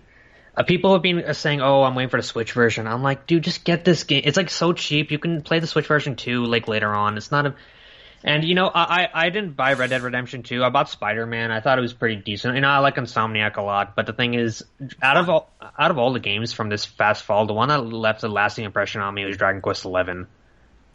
It's the most satisfying game. The thing about this game, to me, Sack, bro, is that this is pure satisfaction. Like. Every Dragon Quest game, when you beat it, gives you a satisfying ending. That's one thing I love about all these games. You will always get rewarded for beating this game. Every single time. I guarantee it. You will always get, especially with 3 and on. 1 and 2 have like some, you play the trumpets, we save the world. But 3 has a great ending. 4 has a great ending, especially the bonus ending. 5... very, again, bittersweet. 5 and 7 have bittersweet endings. Mm-hmm. This game was so satisfying, especially the post-credit scene, not just the one we talked about earlier, but also when they show Erdwin, the other timeline, with... Yeah. I don't want to spoil it, but... They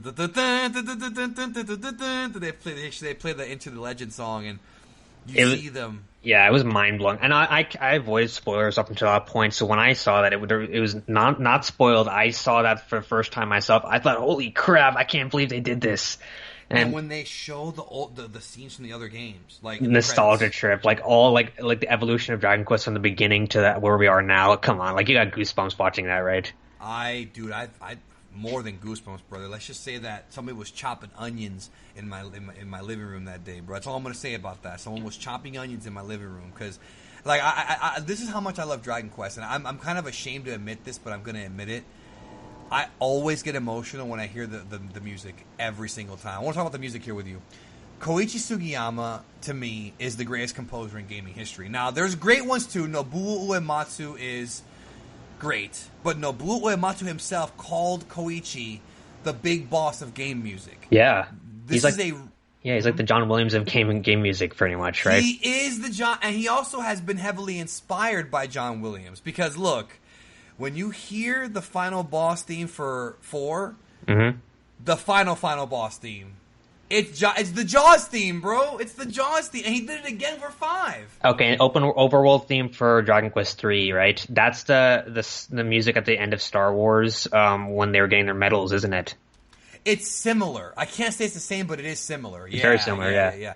Well, the thing about him is okay, I don't know how to even explain this. This man has led. He's a conductor. Yep.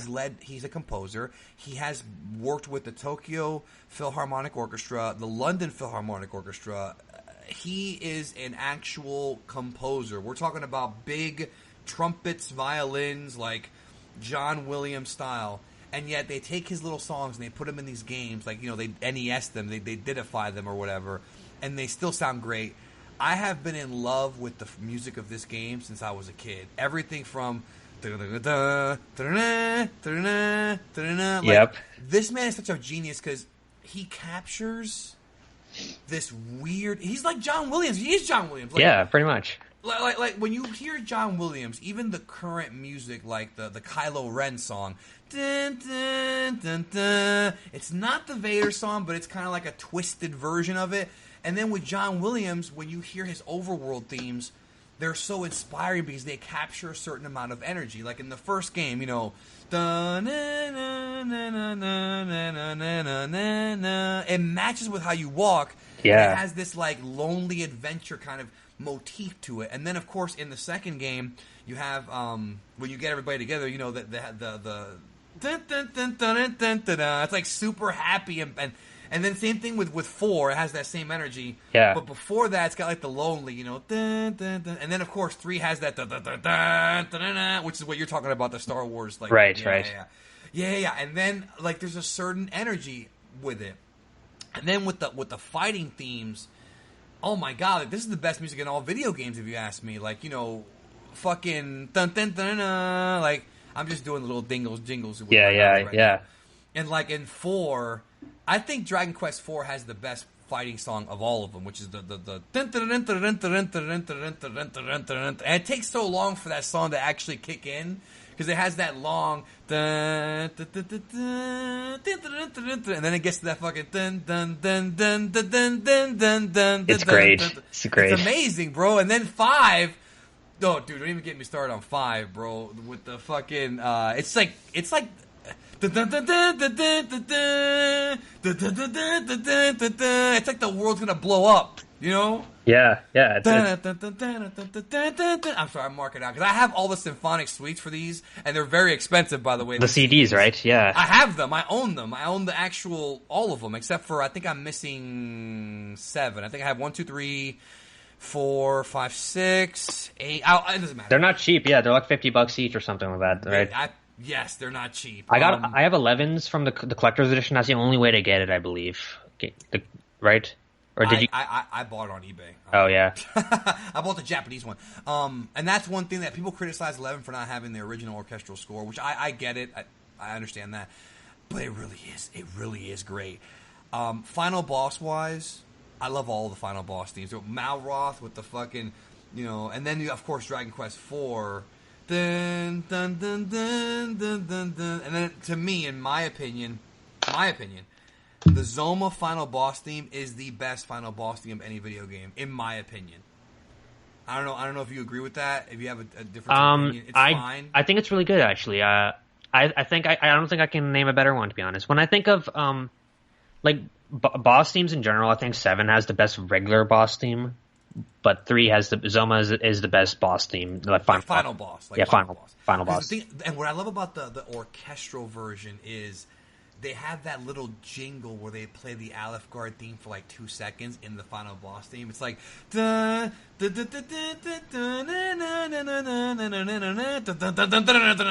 for like a second it's in there, and I'm like, oh my god, this is perfect. I know that part. It's great. Oh my god, it's all right. So. What are some of your favorite themes? What do you think about this dude? Like, we're not obviously we're somewhat fanboying out here, but he really is that great, dude. I don't really know what else to say. It really is the music. Really, I don't care if it's the NES version or the orchestral CD. They're all great. Like it transfers over. This is a guy people pay to see. Like they pay to see his concerts. Like he's crazy good. And also, real quick, he also did the music for Godzilla vs. Biollante, which is great. He's done movies, and he's great at doing live-action movies. But anyways, you were saying? Yeah. So I think 7 has some of the best tracks, to be honest. I like listening to 7 music. I think 7 was his peak, if you ask me. Really? Yeah. Okay. I actually think 4 was his peak. I see. My opinion. Because 4 he was able to create all these themes in 4, right? For all the characters, you know, like, you know, and you hear it's like, okay, Tornico. This is a fat, it has a fat sound to it. It's fat guy sound. Fat guy who sells things, you know, and then you've got like the casino. Then you've got, of course, that. Dun, dun, dun, dun, dun, dun, dun, dun, dun, dun, the fucking arena theme is just a little jingle, but it's fucking perfect. I love the music, and also dun, dun, dun, dun, like the hot air balloon song. 4 has, I think 4 is his peak, in my opinion. I think 4 is his peak. But I like 7. Don't get me wrong. I like the music in 7. I'm not saying I don't, but I think 4... And then 8 has some good ones, too. Like, I think I think 8 has some good stuff, too. Yeah, it's really good. I like what is it, War Cry? Is that what the battle theme is called, or something like that? Wait, we have Raise the War Cry? I think, yeah, something like that, Yeah, that's a good one. I like that one a lot. Overall, the music in 8's really good. It fits the scenarios really well and all that.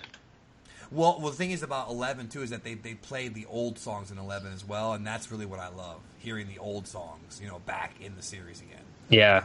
It's very satisfying.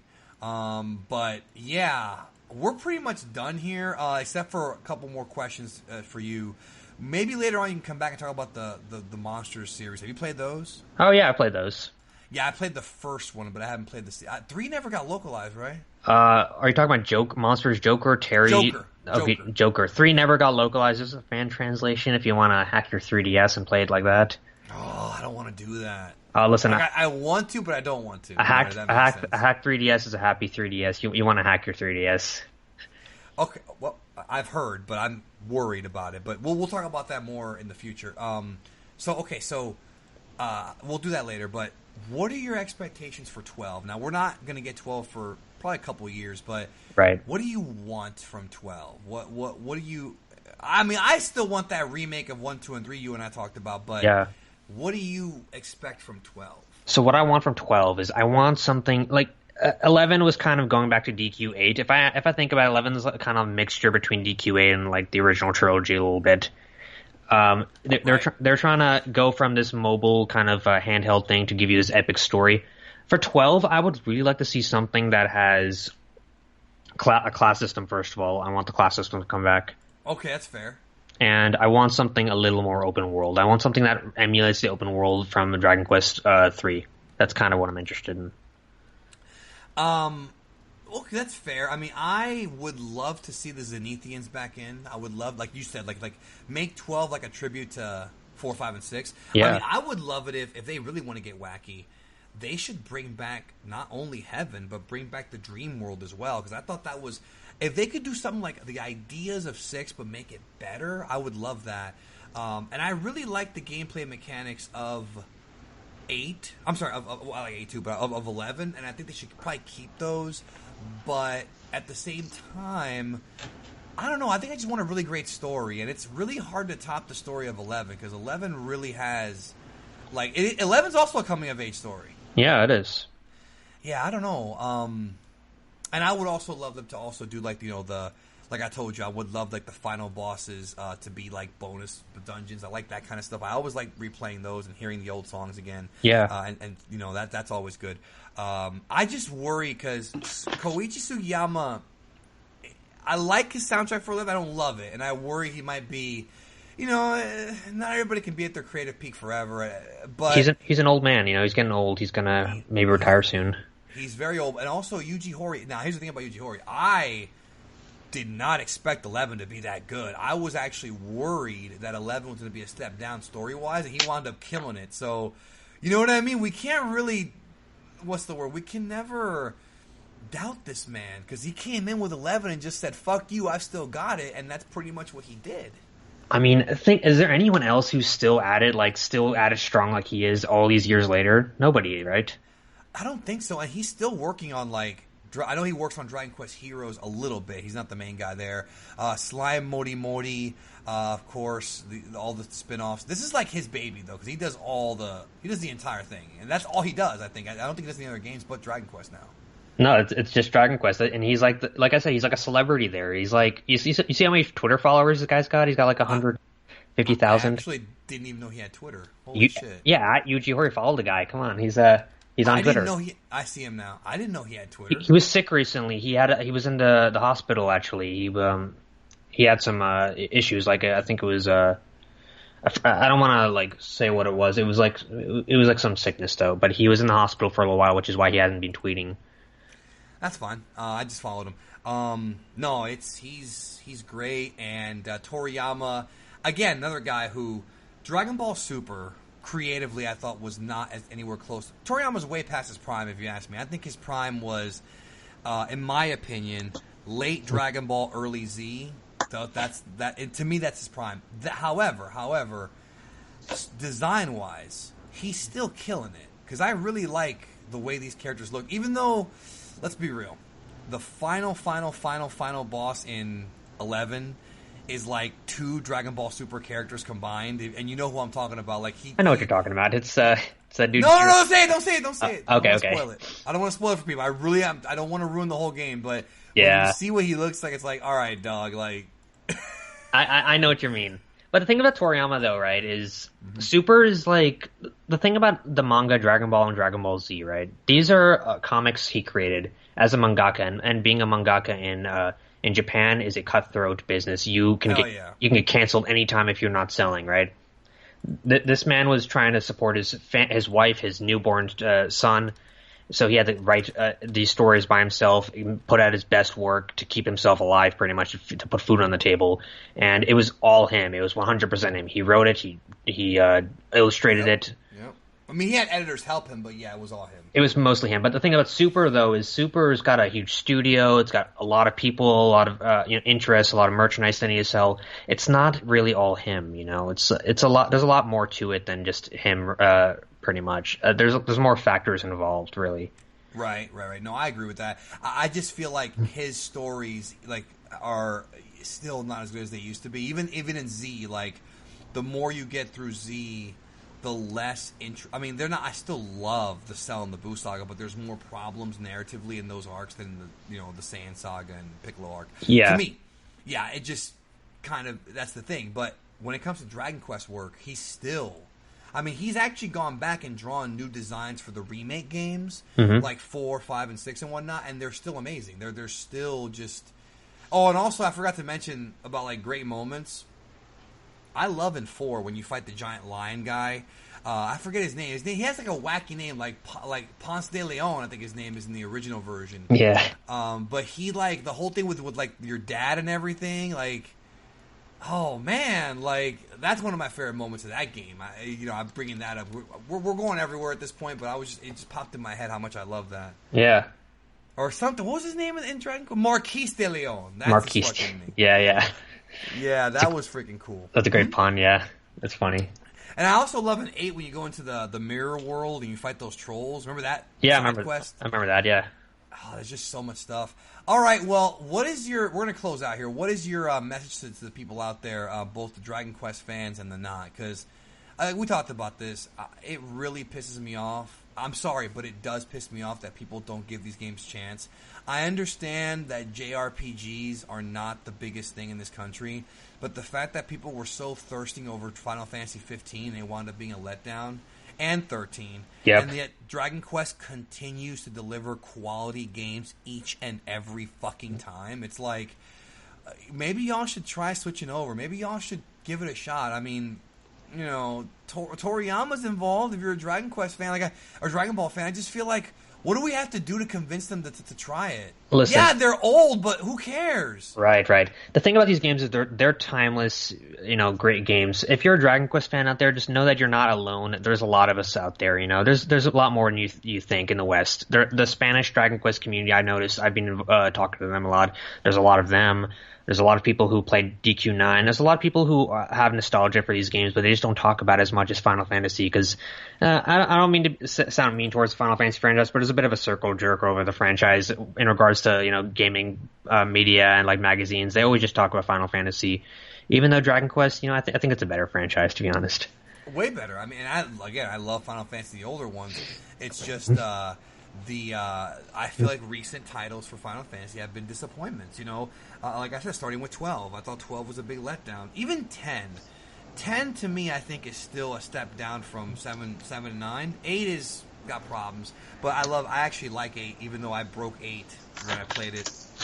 Not broke, like actually smashed the CD. I figured out how to get to level 100 in the first disc. Right. And yeah, I was like, this is pussy shit. Like dog, I grew up on fucking Dragon Warrior. I grew up on games that you had to grind.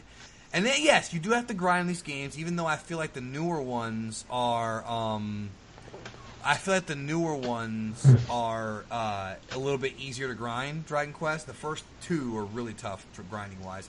3's where it gets a little bit easier. But it's like I grew up on these fucking hard ass Nintendo games. And you're gonna give me this shit where I can fucking get to a level 100 in the first disc of Final Fantasy VIII, and I'm like, okay, this is not even a challenge for me anymore. And the game was still tough later on, but it was just, come on, bro. And that was a gaming flaw they didn't realize.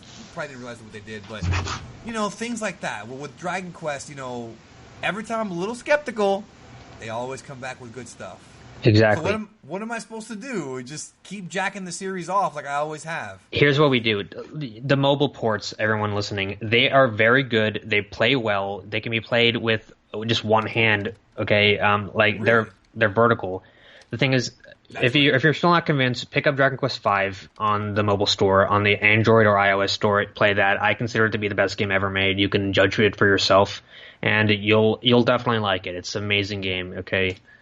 I feel like, and I said this before, I feel like 5 is great. You should probably start with 1, 2, and 3. Even though 5, I can't argue with you. I'm just saying, the thing about 1, 2, and 3 is that when you play them mobily, because they're so simple, you don't really have to get super invested in the game, so you can just play it in between your lunch breaks or whatever the fuck. Whereas with 5, it's like you're in that world. And, it's like an epic story and stuff. It's an epic story. Like I feel like 5 should be played on like a big ass screen. PS2 remake, even though we can't get it translated unless you get a ROM, or the DS version. I think 5 would benefit from like a big budget, thing. I don't know, but I mean, I'm not saying they should remake 5.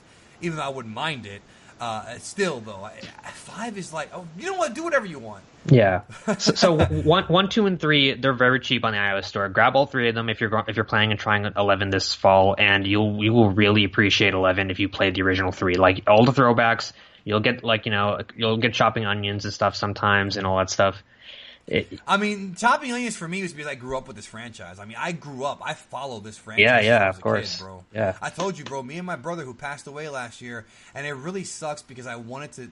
I'm not gonna get into it right here, but me and my brother didn't speak for years, and I actually wanted to see him because I haven't seen him I actually didn't see my brother for like 13 years. So it's a long story, very personal, but I would have wanted to show him Dragon Quest XI and been like, remember Dragon Warrior? Yeah, this is the new one. Look at how crazy this is. Look at the graphics. Look at the all the things that made 11 such a modern masterpiece. You know what I'm saying? Mm-hmm. And I never got to do that. And maybe he saw it on his own, but I know 11 was the most satisfying PS4 game I ever played. I love Spider-Man. Don't get me wrong. I love GTA. GTA 5 was really good, but satisfying. 11 is like a different level to me. Mm-hmm. Yeah, it's my favorite PS4 game without a doubt. It's my number 1. Yeah, it's probably my number 1. I can't see, it's tough because GTA 5 is really good. But but remember, my favorite PS2 game is Dragon Quest 8 and GTA San Andreas. So there's always GTA competing with Dragon Quest for me. It's always, Rockstar is always delivering good stuff. So thank you so much, Sack, bro, for being here for a long time discussing this. I'm probably going to put this up today. It means a lot to me that you're able to come on. I would love to talk to you more about this in the future because you're one of the people I can actually talk to about this. I don't have to, explain everything. Yeah. Well, in Dragon Quest, you see, that song is from Dragon Quest 4. You just know by listening to it, and it's like, I get it. But thank you again. Yeah, of course. It's good to be on here. Thanks for having me. Of course, and thanks everybody for listening. We'll see you in the next one.